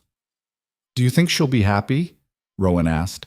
"I think she'll be powerful," Adrian said, "which is probably what she wants more than happiness." He pulled Rowan closer. "Unlike some of us, who figured out that the two aren't mutually exclusive." Rowan leaned into him, breathing in the scent that had become as familiar as her own heartbeat. Through the workshop windows, she could see Black Ridge Hold spreading down the mountainside. The fortress she'd once thought she didn't belong in, now simply home. The place where she'd built something meaningful with her own skills and stubbornness and willingness to learn from spectacular failures. "I'm thinking of expanding the Innovation Center," she said, "creating satellite workshops in other holdings, training more people in problem-solving approaches that combine traditional craft knowledge with new applications." "That sounds expensive," Adrian observed. "It is, but it also creates value. Safer buildings, more efficient resource use, stronger communities." Rowan pulled back to look at him. "I want to make it formal, not just my personal project, but an official kingdom program, with funding and structure and proper oversight." "You're proposing to create a new governance institution," Adrian said, and there was something like pride in his voice. "One focused on practical innovation rather than political maneuvering. Is that allowed?" "It's exactly what this kingdom needs." Adrian kissed her forehead gently. "Write me a formal proposal, present it at the next territorial council meeting, and prepare for some nobles to oppose it because it's different and they're suspicious of different." "I can handle suspicious nobles," Rowan said. "I've had practice." "Yes, you have." They stood together in the workshop, surrounded by the evidence of work in progress, testing samples and mixing equipment, and written notes documenting successes and failures. Outside, winter was beginning to release its grip on the mountains, and the first hints of spring appeared in patches of exposed ground and streams running with snowmelt. Elena appeared in the doorway, covered in flour from the bakery she'd established in the fortress's lower levels. "Rowan, there's someone here asking about coating treatment for grain storage facilities. Says he's from the southern lowlands and heard we'd developed weatherproofing techniques." "I'll be right there," Rowan said. Another problem, another opportunity to apply knowledge differently. Another chance to prove that a candlemaker from Ashridge belonged exactly where she'd ended up. She kissed Adrian quickly and headed toward the workshop's main area, already thinking through grain storage requirements and how the coating formulation might need to be adjusted for different conditions. Behind her, Adrian watched with an expression of contentment and love and deep satisfaction. Because this, watching his mate thrive in work she was brilliant at, seeing the kingdom benefit from her presence, knowing they'd built something real together. This was exactly what the scent bond had promised. Not political convenience or strategic alliance, but genuine partnership. Two people with different strengths working together to create something neither could have built alone. Understanding, Rightness, home. Rowan caught the scent of pine and rain drifting through the workshop, and she smiled without turning around. Some things didn't need words. Some truths were written in scent and trust, and the daily choice to show up for each other, for the work, for the people depending on both of them. She'd started this journey as a woman with wax under her fingernails, determined to prove she didn't need anyone else to validate her worth. She'd ended it as someone who understood that true strength wasn't about standing alone. It was about building connections, accepting help, offering knowledge, and creating something larger than individual pride or fear. The candlemaker had found her crown, and it turned out the crown had been inside her all along, not in royal authority or political power, but in the simple truth that light matters, especially in dark places, and the people who know how to make light are exactly as valuable as the ones who know how to wield swords or negotiate treaties. Maybe more valuable, because in the end, everyone needs light to find their way home.